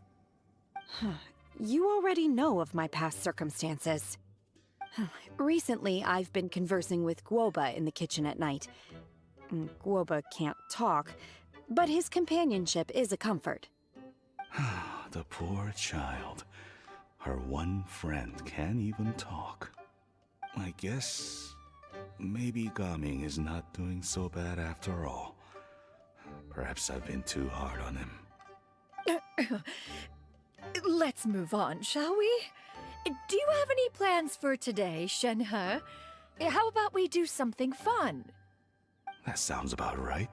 Take her to do something fun, and perhaps she'll loosen up a bit. Like we used to do when we would carry stones up and down the mountain from dawn until dusk, picking herbs to eat for dinner along the way? If that is what you ask of me, then that is what I shall do.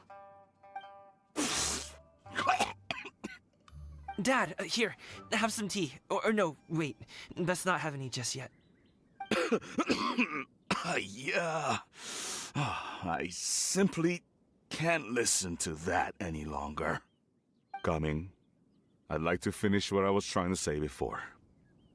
I don't support your decision to stay in Liyue Harbor, because living there is too hard on you.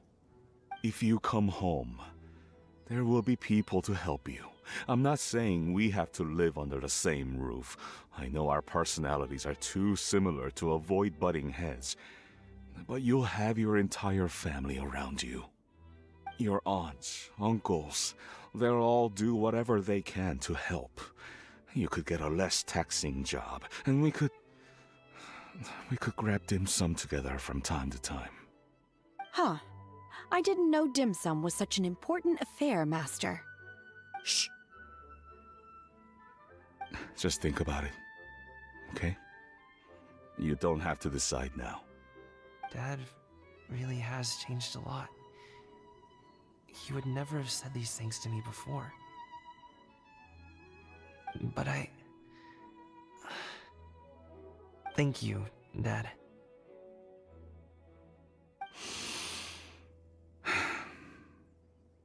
It's been long enough, don't you think? Oh, Paimon sure hopes they've made up by now.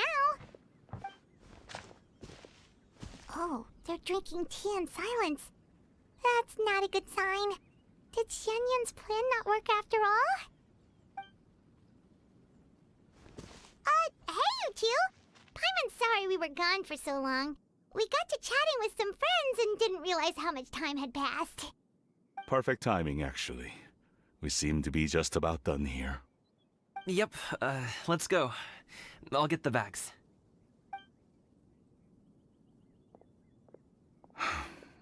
Gaming has grown a lot taller, hasn't he?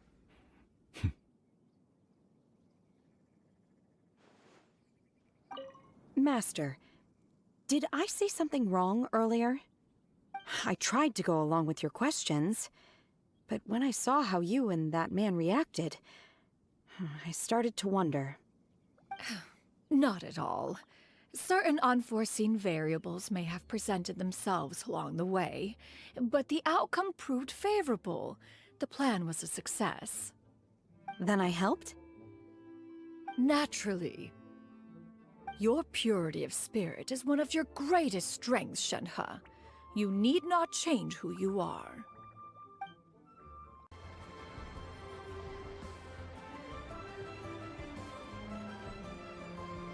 You must be Mr. Ip! Thank you for coming all this way. My name is Charlotte, and I'm a reporter from Fontaine. You can find me writing for the Steambird. I invited you here not just to purchase your fine tea, but also with the hope that you might be willing to sit down for a short interview. What do you say? An interview? To advertise my teas? I suppose you could think of it that way. We Fontainians are big tea drinkers too. The Fontaine Market. Then I'll need some time to adequately prepare. Perhaps we could sit down and discuss the questions you intend to ask in advance. Of course, of course! Please follow me.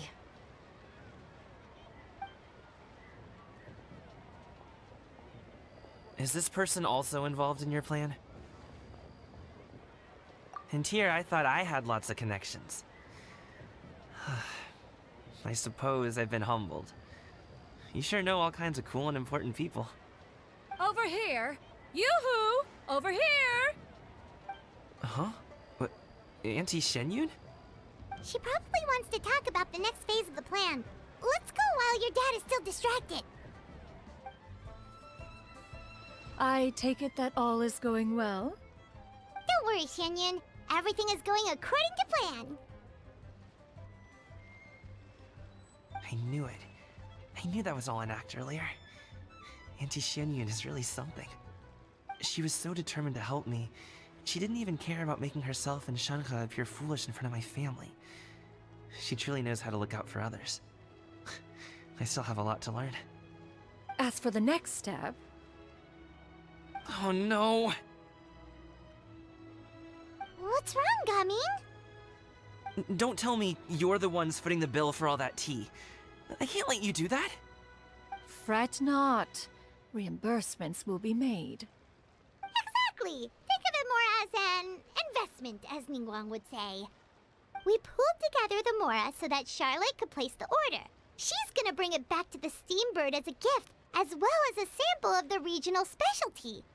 Fontainians will probably fall in love with your dad's tea as soon as they lay their eyes on Charlotte's article. And once all the money from the new orders begin to roll in, getting our Mora back will be a piece of cake. Oh, okay. Business-related matters always seem to go over my head, but I refuse to let you all lose Mora on my behalf. I'll pay you back right now. We can talk about such matters at a later date. There are more important matters for you to consider at the moment, are there not? Yes. I've been thinking about it the whole way here. I have an idea, but I'd hate to cause even more trouble for all of you. That is for us to decide. Yeah, we're all friends here. Plus, we wouldn't be here if we didn't want to help, right? Just tell us about this idea of yours. Okay. So, it's like this.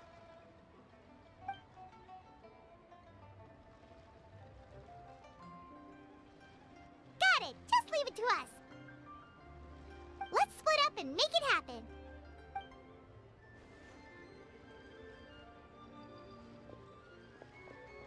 We need to do those things we talked about, but we also still have the kite flying competition.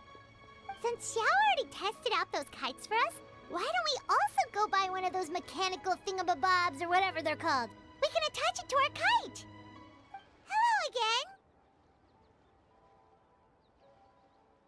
Welcome back! I see you returned from your trip. I really do have to thank you for all your help from before. Thanks to you, my daughter was able to build a kite with her grandmother that very same day.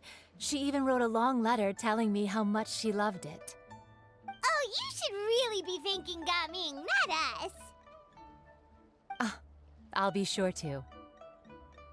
And are you here to buy a kite? Please, take your pick. Oh, we already have a kite. We wanted to buy one of those, device thingies from Fontaine. Do you sell them separately? Ah, yes. Here you go.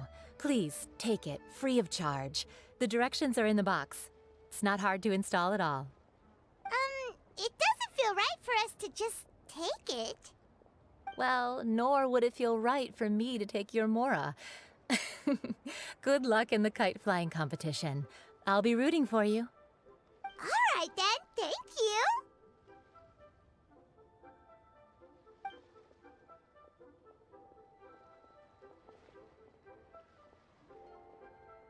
Phew, it's done.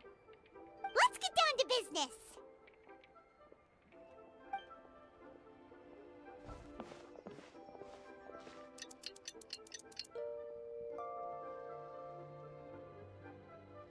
Looks like we finished everything we needed to do. Let's find a good place and put this thing into the sky.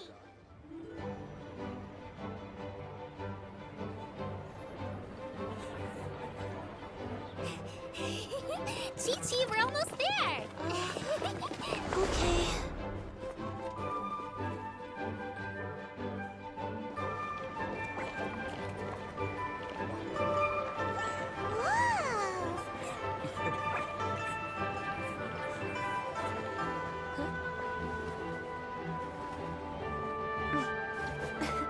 Come here, allow me.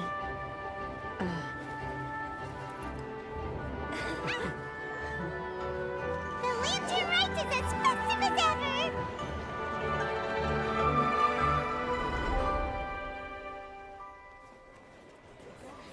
Huh?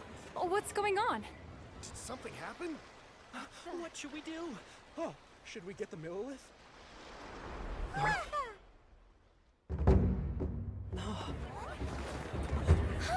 What's that?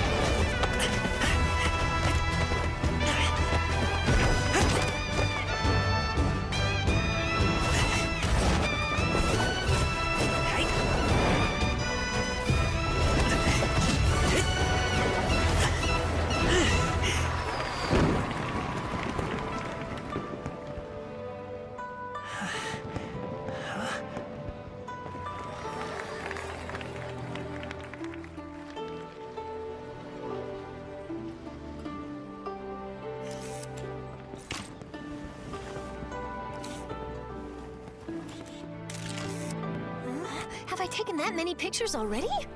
I need to load more film.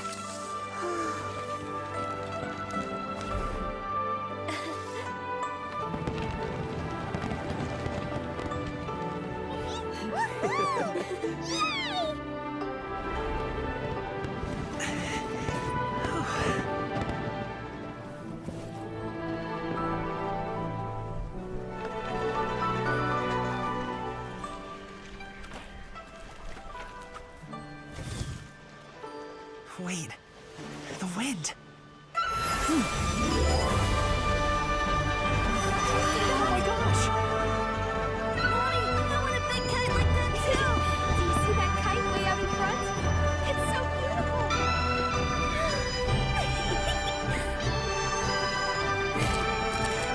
Happy Lantern Rite. Happy Lantern Rite.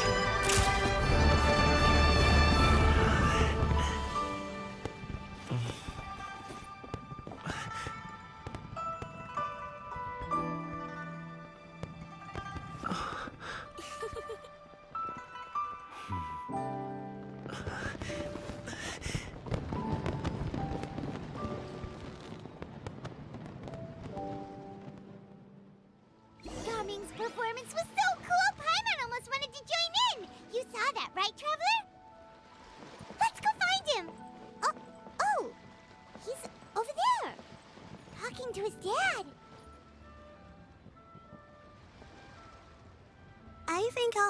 now, if that's okay?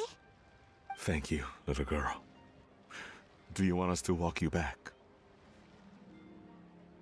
No need, no need. Master is waiting for me right over there.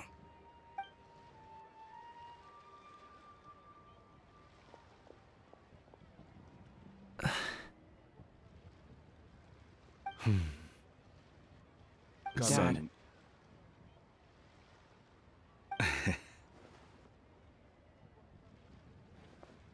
I suppose I'll go first this time. Okay. Your performance.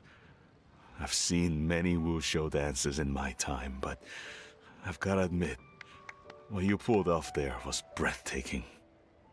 Wow. I never thought I'd live to hear you say that. You're serious about doing this professionally? Absolutely. I know it'll be difficult, but... Then it doesn't matter. What I mean to say is, of course it'll be difficult. But if that's your decision, if that's your dream, then it doesn't matter how difficult it is. As long as you put in the work, then any obstacle can be overcome in time. Really, when I was young, I also... Actually, how about we save that story of my past for another time? All I really want to say is, I've changed my mind. Much like this kite, you also deserve to soar to new heights.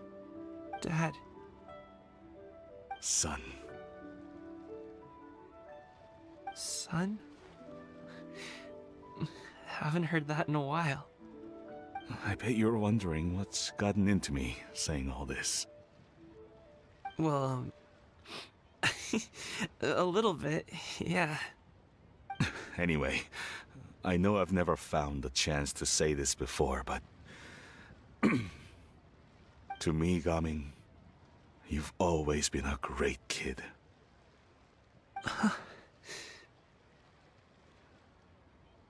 Alright, that's everything I've got. Did you have something you wanted to say, or...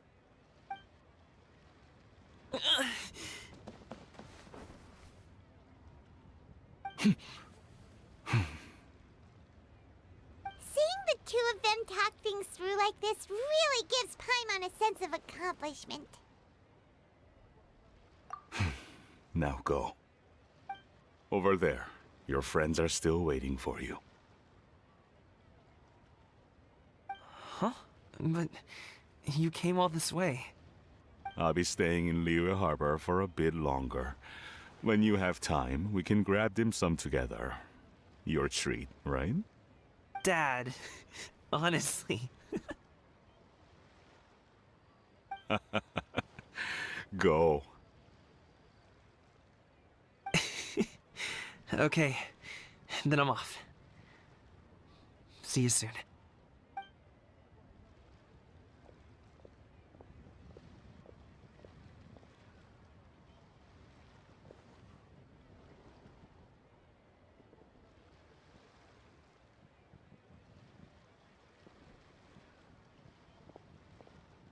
That's quite the smile you've got there, Gaming. Really? It's nothing to be embarrassed about. I'd like to find and thank Auntie Shenyun, as well as everyone else who's helped me out. If everyone has time, maybe we could all get together and go fly a kite.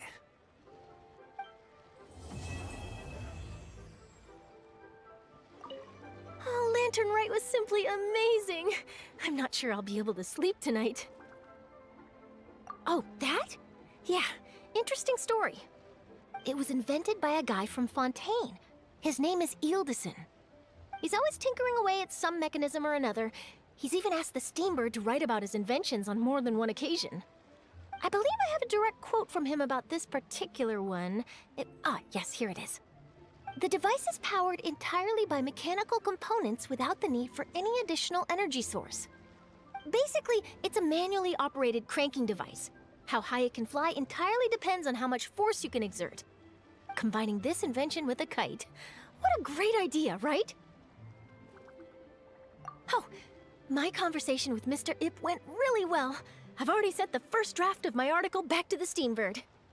It's a piece that contains all the pertinent information while also telling a story. I'm quite proud of it. Oh, that reminds me. I should thank everyone who made this possible for me. Especially that spirited lady with those peculiar turns of phrase. Miss Shenyun was her name, right? It was all thanks to your connections and creativity. I would have never thought I'd be able to bring such a special gift back to Fontaine with me. This was my first time experiencing a foreign holiday in person. It was so exciting! The festive atmosphere, the contagious holiday spirit, the profound, storied cultural traditions steeped in symbolism. Oh, I almost forgot. Kuching even gave me a kite with a poem on it that she wrote herself. It goes, "Dreams are like paper kites. With them do our hopes take flight. Sailing high above the clouds, they yearn for something more profound. Yet try we may and try we might. A deeper truth waits in plain sight. Though we hang our hopes in skies abound, many joys lie on the ground." I want to include this poem in my special feature on Lantern Rite. I'm sure a lot of people will love it. Yep, and happy Lantern Rite to you. Given your present countenance, one presumes you are missing some old friends again. One cannot help but be reminded of them. Pray speak. Unburden yourself of these sentiments. One simply wishes Menogius were alive to witness such peace alongside us. He was so skilled in matters of craftsmanship. Kite-making would scarcely prove to be a test of his capabilities. Were he yet amongst the living, he could have opened a kite stall. One is certain it would have been an establishment rich not only in profit, but also esteem. And if, as in the past, he were unable to involve himself in matters of the mortal realm, we could sell the kites in his stead. When we finished, we could bring him back wine and partake in drink and good company. Mooncarver, those are now but fond moments in our memories. Indeed. The dead are gone, so, as the representatives of the living, let us take in the sights for a bit longer, if just for his sake.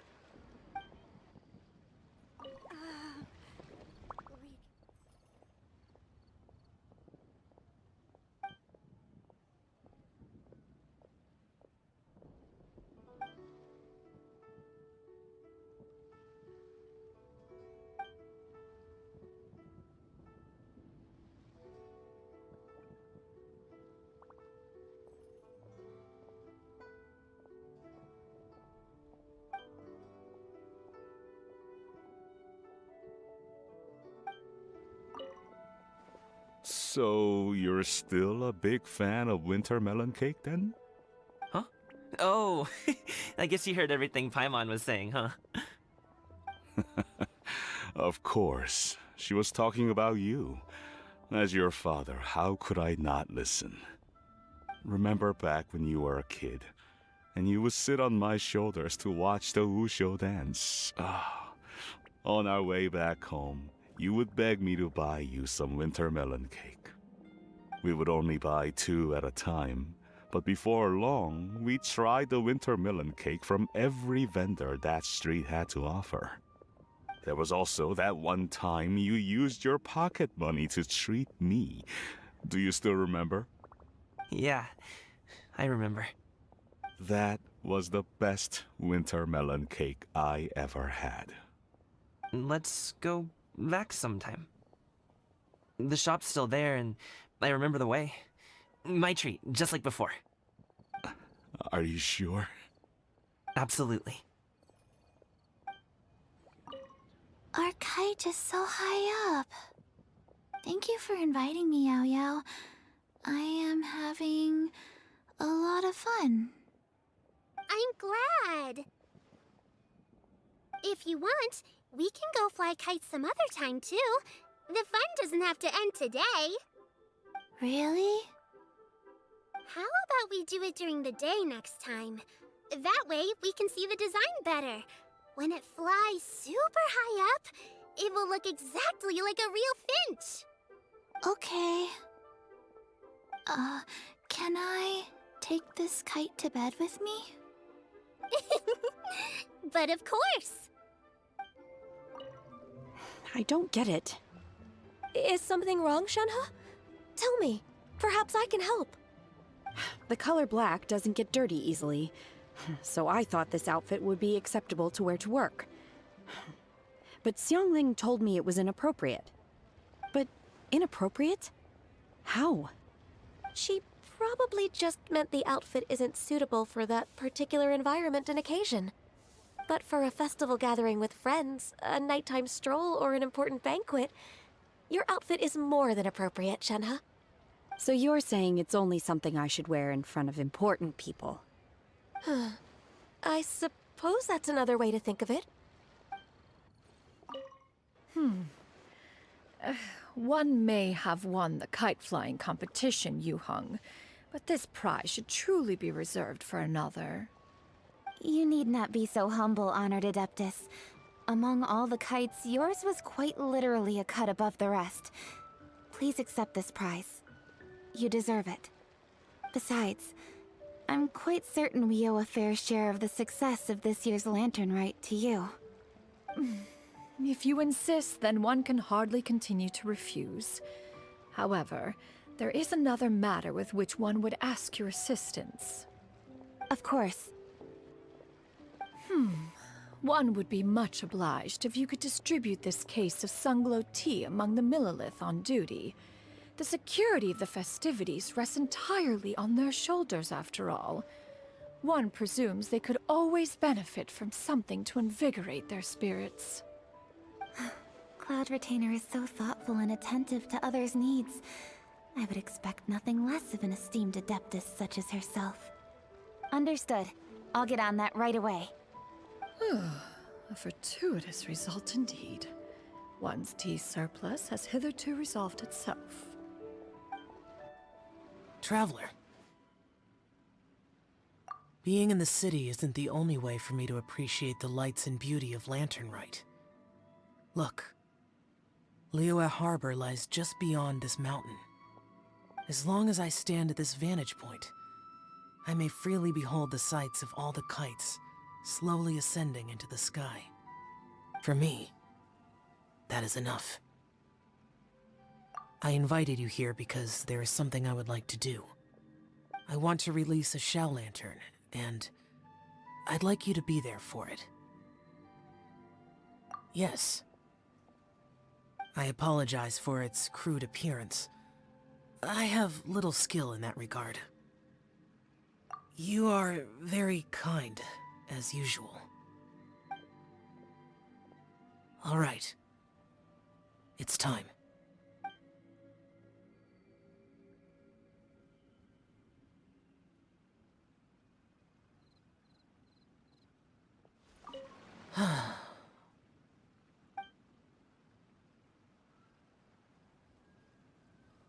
Traveler. Thank you. Oh, Paimon almost forgot! Didn't Zhongli say Hu Tao was also planning on spending some time in Xiaoying Village? We didn't have anything else to do today, right? Why don't we go have a look around? Maybe we'll run into her.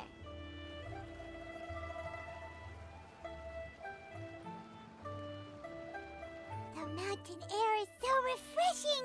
It makes Paimon feel like she could float around all day and never get tired. Cream! Gummies! Fuel fruit! Huh? Did you hear that? Sunshine! Blue skies! Good vibes! Right? So Paimon wasn't just hearing things. That voice sounds really familiar. Well, we've got the time. Why don't we go check it out?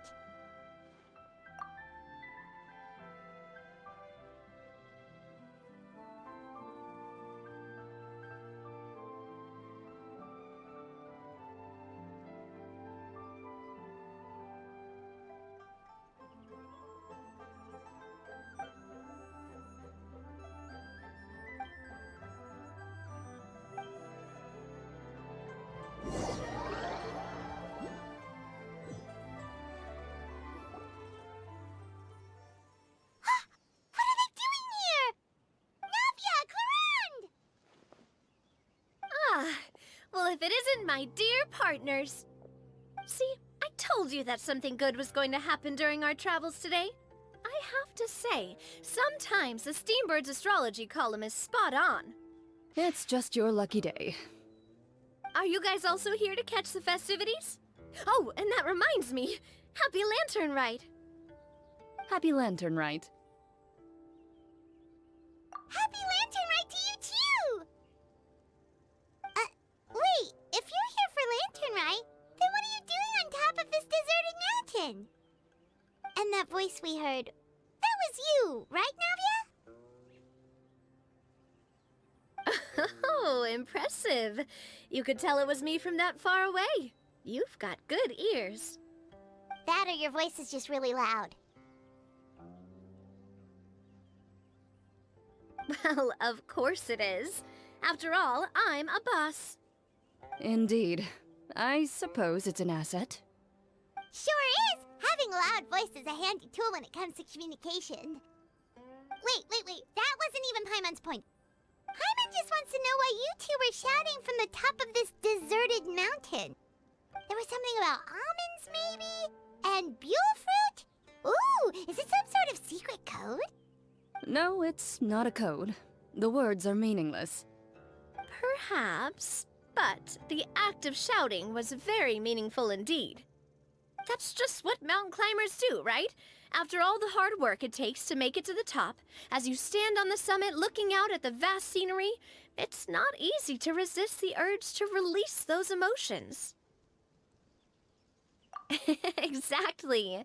You get me, partner. I was afraid that it would cause a disturbance, so I asked the locals around here, and they said it was fine. Apparently most hikers like to shout when they get to the top, so the locals are used to it by now. So, you see, it's not just me. I guess everyone shouts from the top of a mountain at some point in their life. Speak for yourself. When you're stressed, don't you ever just get the urge to do something for no reason? Not really. If I ever get stressed, I just go hunting. Oh, that's a pretty good way to relieve stress.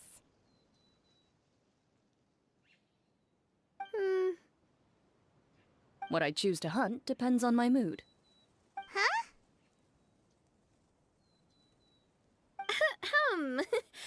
Anyway, why don't you two give it a try? Shout anything you want. It's a real stress reliever.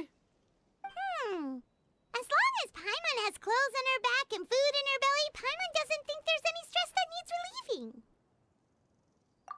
Oh, I bet you guys are just too embarrassed to let loose. No need to be shy. Even Farina was shouting from the top of this mountain earlier. Huh? Did Paimon hear that right? Farina's also here? In Chaoyang Village? Believe in your ears. It is indeed as you heard. Actually, the reason we climbed this mountain in the first place was also because we heard the sound of shouting. Yes, we could just about make out someone yelling things like, "Help me!" and "What should I do?" So we hurried up here to check it out. And what do you know? Miss Farina was standing right there, all red in the face. She practically sprinted back down the mountain the minute she saw us. Ah, that reminds me. I believe what she actually said was, "So help me, I will figure out what I should do about this script." So, you could actually hear what she was saying? Why didn't you say so earlier? I thought someone was really in trouble. I figured we would come check out the situation either way. Why not let her keep some privacy? Oh, seems like you caught Farina in the middle of some stress relief as well. She probably would have never thought... No, she definitely would have never thought she would run into anyone she knew all the way out here. I think so. We ran into Nervalet on the way here as well, but he was already on his way back, so they probably weren't together. What? Nervalet was here too? What was he doing here? It couldn't have been for vacation. I think it just might have been, actually. But apparently he only stayed for half a day before heading back. He's a very busy man. Neuvillette is not the type to take much time off. Taking even a half day for himself is already a huge step in the right direction. Didn't Charlotte publish an article on the Liyue tea industry recently? Maybe he was inspired to come buy some tea after reading that article. You know, just like you were. My situation is completely different. I'm here because I was asked to accompany you. The tea purchase is simply an added bonus of this location. You Fontainians and your tea drinking. Oh, it's not for me. I lost a bet with Ridesley, and now I have to buy him something. It was just a spur-of-the-moment sort of bet. Ridesley gets really invested in that sort of thing, but he couldn't care less about what he wins in the end. You could give him mint plants that you plucked from the side of the road, and he wouldn't even mind. If only he was that easygoing when it came to talking business. In any case, I'm pretty sure the tea you bought is this region's specialty. What is it called again? Nervalette even mentioned it earlier. Yes, that's the one. You didn't really buy 10 boxes, did you? Please, do I look like someone who would fall for that sort of marketing trap? That reminds me. You guys said you only came up here because you heard my voice, right? I hope it didn't put you out. You must have had other plans for the day. Oh, that's right. Who tell? A few days ago, we heard that a friend was going to be in Chaoying Village, so we decided to come and see if we could run into her. Oh dear. We've been chatting for quite some time. I'm sorry for keeping you. That's good. We should probably head out and look for Hu Tao. No need to stay on our account. We just got up here, so we're gonna stay around for a little longer. Go and meet your friend. We can meet up in Chaoying Village later. Sounds good. We're gonna head down the mountain then. See you later! What do I have to do to get you to yell from the top of this mountain? Name your price. You really want to hear it that bad, huh? I'm just curious is all. I have a feeling you'll say something amazing. I will pass. I prefer to let actions speak louder than words. Chaoying Village is known for its tea, but you know what else they have with tea? That's right, dim sum! Didn't Gaming say something about dim sum being eaten in the morning? Oh, Paimon wonders if we can still get some at this time of day. Oh, well that's fine too. Paimon doesn't care what kind of tea it is as long as it comes with some tasty snacks.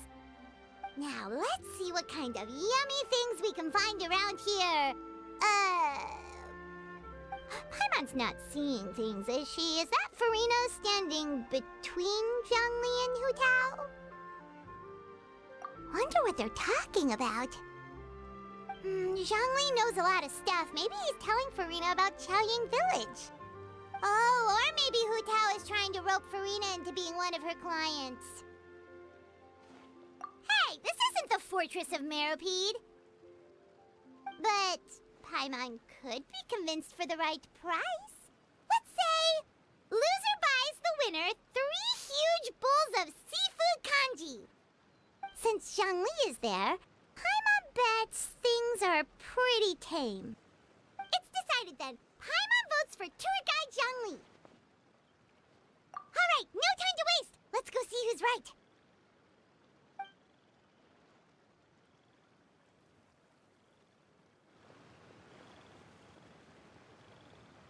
Good afternoon, Hu Tao, Zhongli, and Farina! Oh, great. Now Paimon's shouting too.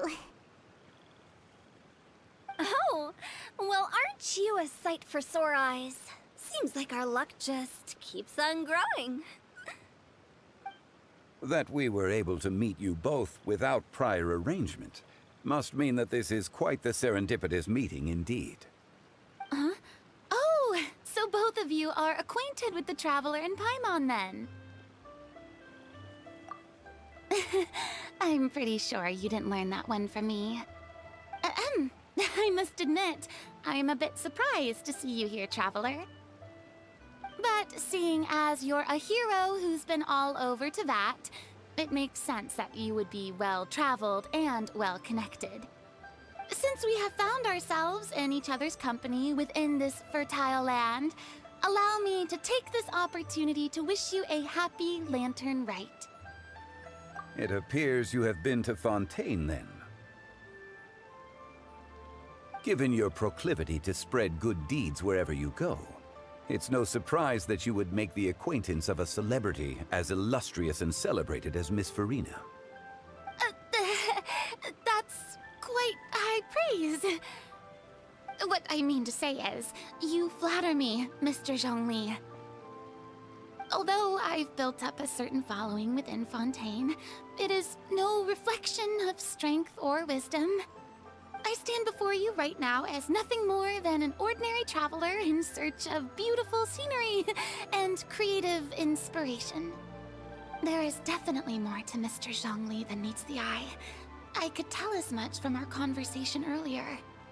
Given his breadth of knowledge on both academic and worldly matters, there's no way he hasn't heard about what happened in Fontaine.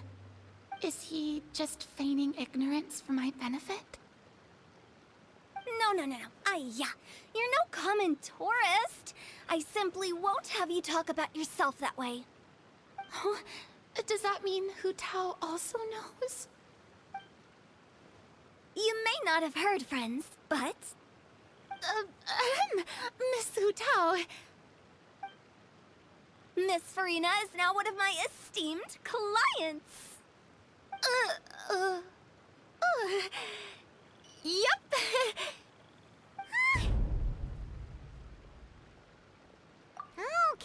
Okay, you win. Guess Pаймon will have to break into the hidden stash at the bottom of her shoe. Huh? What's this about winning something? Don't tell me. You two were placing bets on us.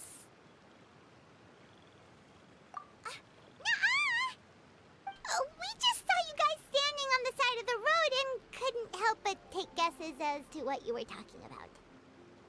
Oh, I see. That means you, my friend, must have guessed that I was trying to promote my business to Miss Farina. That I do, my friend. What was Paimon's guess then? Paimon thought Zhongli was showing the newbie around.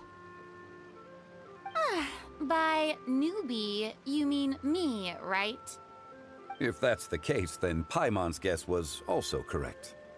Oh, that's right. Mr. Zhongli was telling me about some great sightseeing spots in the area. Ha! You see? Paimon was right too! Since both of our guesses were right, there can't be a winner or a loser. Hey, don't be upset, traveler. How about this? You buy Paimon a bowl, and Paimon will also buy you a bowl. As for the third bowl... Since I was the subject of the bet, perhaps it should go to me? You know, as a congratulations for the huge deal I just struck. I was just joking. Anyway, I should be the one treating you. The funeral parlor is about to bring in quite the sum after all.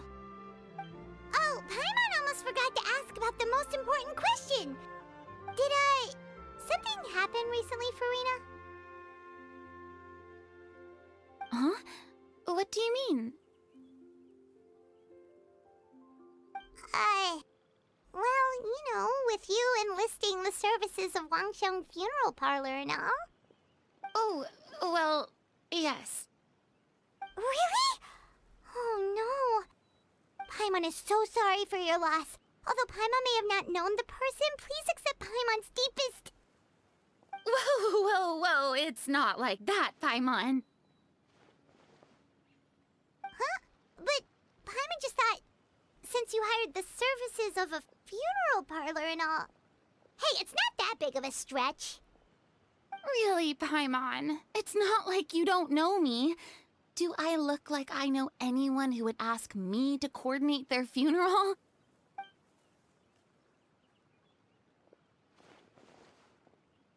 Miss Miss Hutao is simply helping prepare some props for my film. Not too long ago, I read a collection of horror stories from Liyue. The content was spectacular. In fact, I still feel the need to sleep with the light on even now. Anyway, that's not the point. Now that Fontaine's biggest star has returned to the stage, I figured it's about time the industry enjoyed a breath of fresh air. Hey, that's pretty good. I'll have to remember that for my ad posters. Oh, Paimon sees. That makes a lot of sense. So, did you come to Liyue just to enlist the services of Longsheng Funeral Parlor? Well, not exactly. My original plan was to just relax and enjoy the sights. But then I ran into Miss Hutao and Mr. Zhongli, and well, you know the rest. I suppose it was meant to be. It was a fated meeting indeed. Zhongli sure loves his lofty turns of phrase. But if you ask me, it's all thanks to that man who stopped to ask for directions. Oh? Who was it? It's someone you know. Wanna take a guess? What? How did you guess that on your first try? Very impressive, my friend. Your guessing game is spot on today.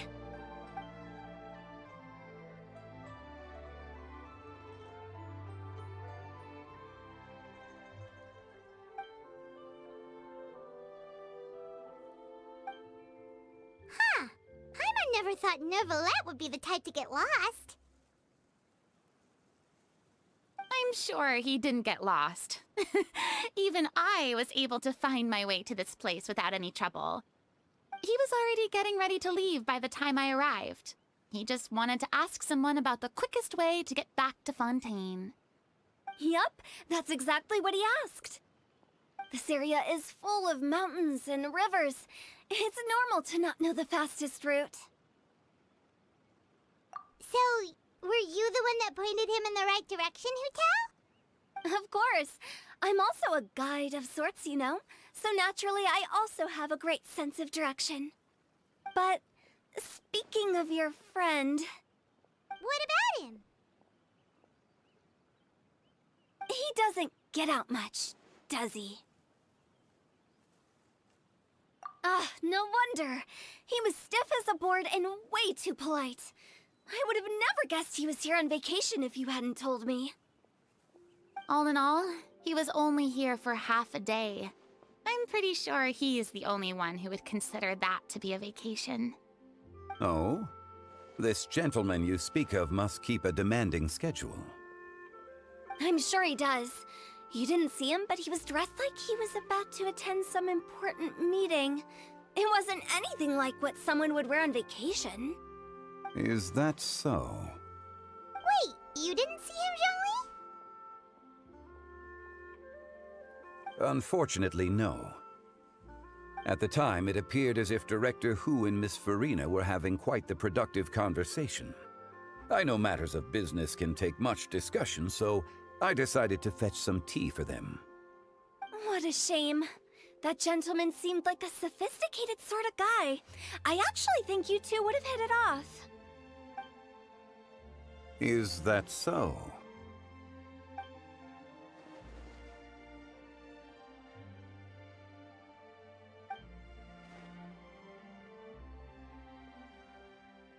Hmm?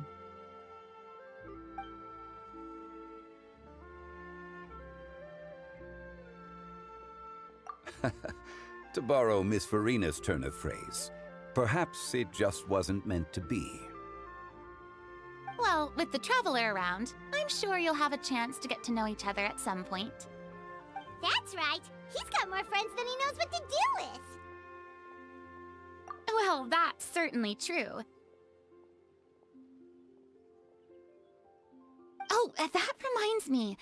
If you get the chance, you should try and talk to Neuvillette into loosening up a bit.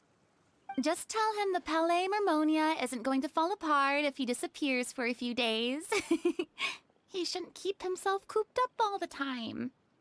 Even clams open their shells to let in fresh water every once in a while, right? If he's really that much of a stickler for protocol, he can fill out a leave of absence request. He'd have to approve it himself since he handles that sort of thing now, but you know what I mean. Seems like this gentleman is also in charge of something pretty important.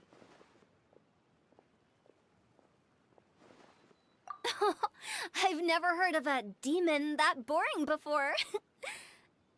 In my experience, a leader needs to be able to roll with the punches. That also includes knowing when and what to prioritize. It seems like your friend still has a lot of growing to do. If I remember correctly, he's already several thousands of years old. You're quite right, Miss Hu Tao. Oh? Traveler, Miss Farina, those two individuals over there appear to recognize you. Oh, it's Navia and Clarand. Hey, over here!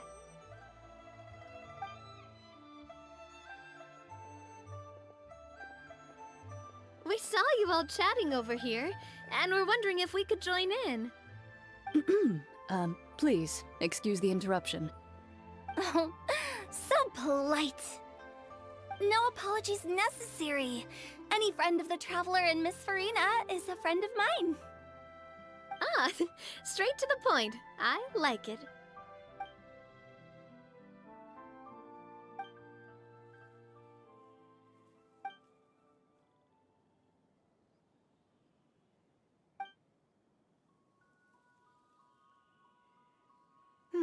It's getting late.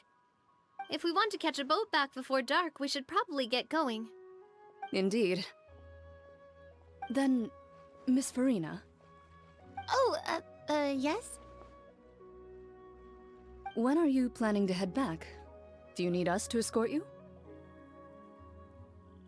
Oh, I don't think that will be necessary. I mean, you're not my subordinate anymore. You don't need to look after me. I didn't mean it that way. It's normal for friends to travel home together if they run into each other on the road. There are a lot of mountainous roads in this area. I imagine they'll be even harder to navigate after dark. Exactly! Just like in those ghost stories. 8 paths converge in a wood. Beside them an old house is stood. If you dare to go inside, not a soul will greet your eye. But if you take a closer look, there may be something you mistook. A candle flickers to and fro, yet there is no wind to make it so. What is its secret? What could it mean? In this wood, where mystery screams. Ooh.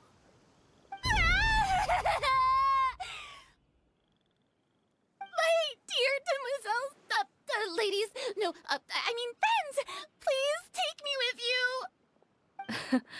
Of course. Gotta say, Farina, you are really quite the character. By the way, did I hear you mention that Clarand used to work under you? Then you must have also been a leader at some point. Well, that's, all in the past now. Besides, being a leader is hard. It wasn't the right job for me. I prefer how things are now. I can come and go as I please, and get to enjoy the sweet taste of freedom. I see. Well, you've certainly picked an apt place to relax. Xiaoying Village is an exemplary choice. Only the best. And I've learned a lot, too. Thank you so much, Miss Hu Tao and Mr. Zhongli. It's fine. You've thanked us more than enough already. The next time you're in this neck of the woods, I'll treat you to some dim sum in the city. Dim sum? Is that some kind of Liyue term for snacks or desserts? They are a part of it. It's basically a table full of as much tea, sweets, and good company as you can manage. Oh, so it's basically a tea party. Sounds great. Make sure to order the winter melon cake and the lotus flower crisp. They're so sweet and delicious. Pаймon knows you'll love them. Ooh, okay.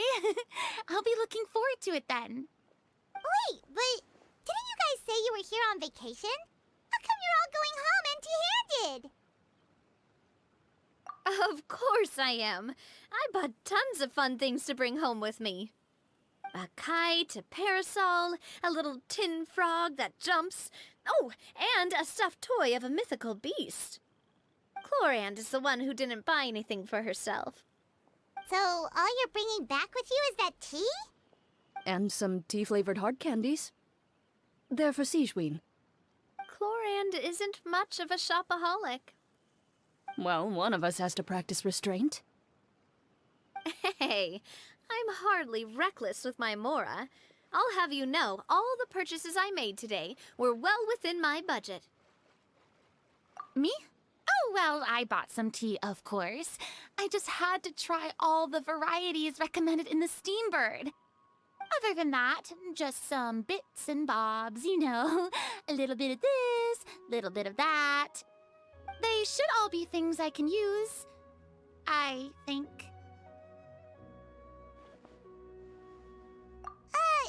Now Paimon's even more confused. If you bought that much stuff, where did it all go? Into one of Linny's magic packets? Oh, actually... Monsieur Neuvillette took them with him. Oh, so that's what happened. Wait, what? Why did he take them? He's not hoarding treasure, is he? That's quite the imagination you've got there, Pаймon. Monsieur Neuvillette just saw the amount of bags we had and offered to take them back for us. I felt a bit bad at first, but, I really did have a lot of stuff. He even offered to deliver my gifts to the Fortress of Meripede for me once he's done with the day's work. Neuvillette is a man of his word. If he says he can do something, then he means it. See, even Chlorand was happy to take him up on his offer. If even his trusty subordinate agreed, then who was I to refuse? Wow, he seems like a real gentleman. Maybe he's not as uptight as I thought. If only the funeral parlor had an employee as thoughtful, proactive, and responsible as him. Right, Zhongli? Indeed. Chlorand said Neuvillette offered to deliver her gifts to Risley. So if we go to the entrance of the Fortress of Meripede, maybe we'll run into Neuvillette. But we don't know exactly when he'll show up. Oh, that reminds me. A new year of work is about to begin. If there's anything you want to talk about, Zhongli, you know you can come to me. I'm all ears. Does the director have any concerns? It just seemed like you were a bit preoccupied today, and much less talkative than usual. He barely said anything other than, "Is that so?" and "Indeed." If you ask me, I'd say you're having a midlife crisis. You're getting to be around that age after all. Is that so? Ugh. I jest. Given its distance from the city, Chaoying Village enjoys a much slower pace of life. Surrounded by such peace and tranquility, I also seem to have developed a proclivity for inactivity. I apologize for making you worry. I see. What do you think, Traveler? Is this atmosphere putting you in a lazy mood too? Wow, you are getting really good at these kinds of lines. Indeed. Well, everyone, make sure that you've got all your belongings with you before we leave. If there's any souvenirs anyone still wants to buy, the time is now. Reliable as ever, Miss President. What is that supposed to mean? Chlorand is right, though. You really are reliable. It's not what she's saying, it's the way she's saying it. I will say, I never thought you'd be so easygoing outside of work, Clorand. The tone of voice you use when you're working doesn't exactly make you seem like the type who enjoys interacting with people. Well, I try to keep my professional and private life separate. That includes my behavior. You take care now, traveler. Paimon. Ah, trying to act cool now, are we? Well, I guess it's not an act for you, is it? You are indeed quite strong. It's been great talking to you all. I'm really glad I decided to come to Chaoying Village. Maybe we could go on another trip together sometime? Look! It's Neverlet! We lucked out!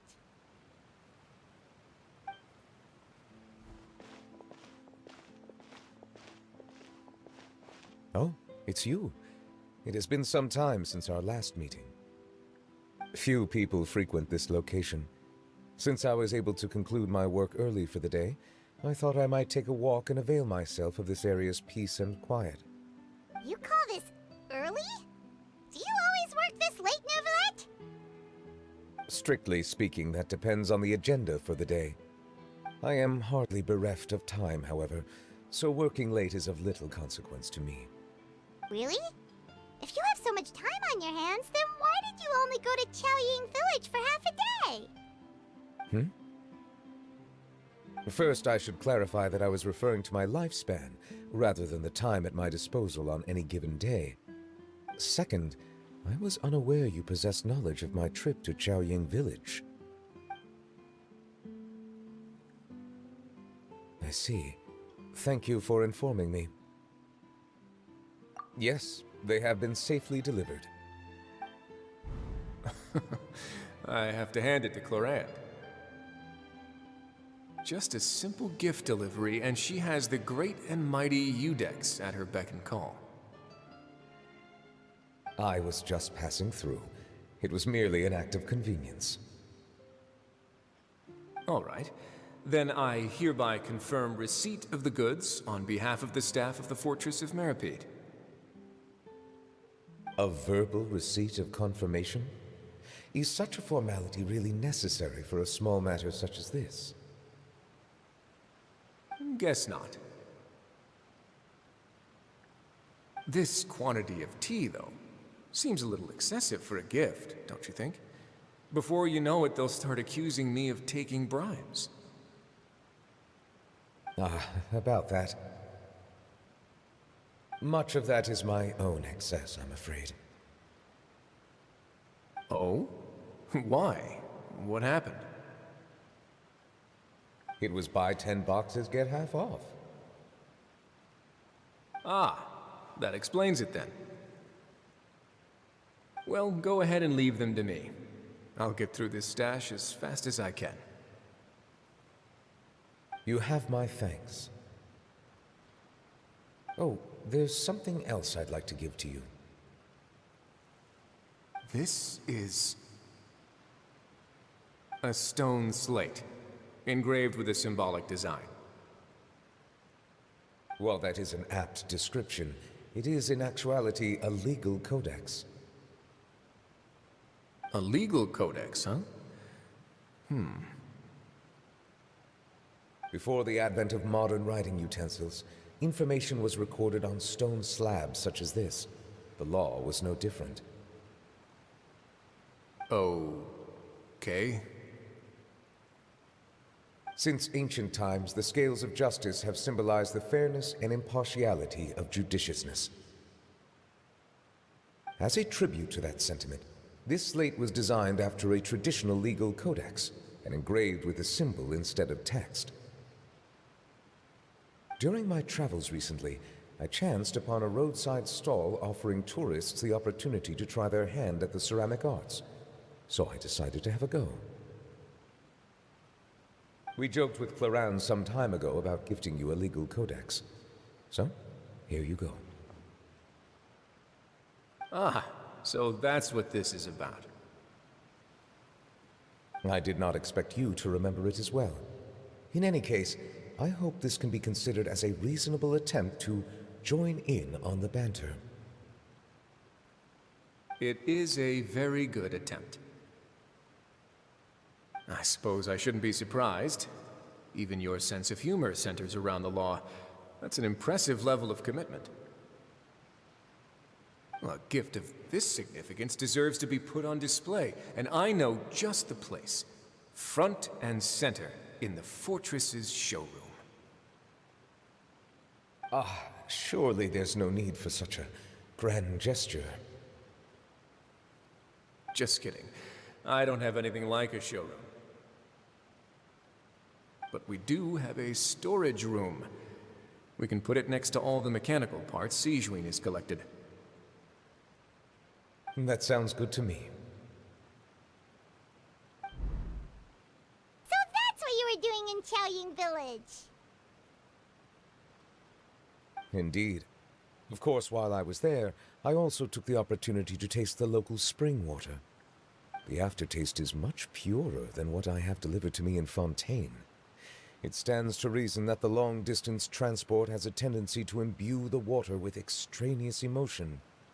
If you want to experience the true flavor, you simply have to go to the source. Perhaps I should organize some time off to do the same elsewhere.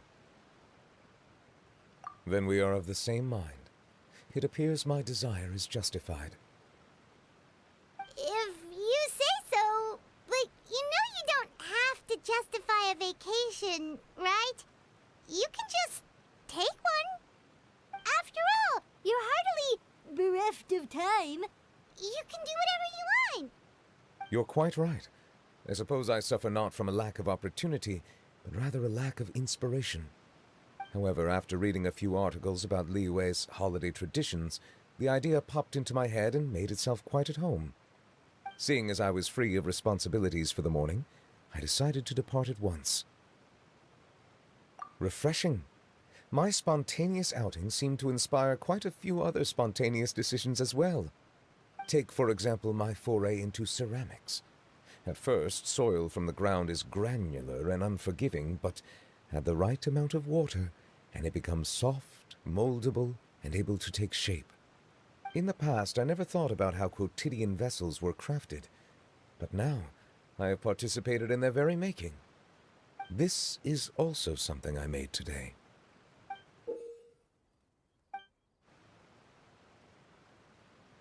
That's a ladle? Pаймon thought it was supposed to be some long-necked sea creature. That was indeed one of my inspirations. Really? You like it? To tell you the truth, given your unexpected arrival, I find myself quite unequipped to give you the welcome you deserve. Around such an important holiday such as this, human custom would dictate that gifts should be in order. But I'm afraid this is all I can offer. If you'll have it, that is. That is precisely why it would do me such a great honor if you accepted. You are most welcome. Happy Lantern Rite.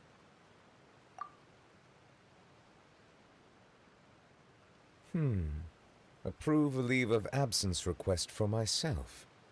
That sounds like it could easily lead to a vicious cycle of self-indulgence, something which couldn't be in further violation of protocol. But I suppose I understand her point. My proclivity to refrain from personal outings does, in part, originate from a sense of responsibility toward my duties. But it is also due to a lack of desire to engage in the human world. But now I see that the human world is indeed full of many interesting places to discover. Lantern Rite marks the start of the new year in Liyue. In the spirit of the season, then, I wish you a year of success as vast and endless as the open ocean.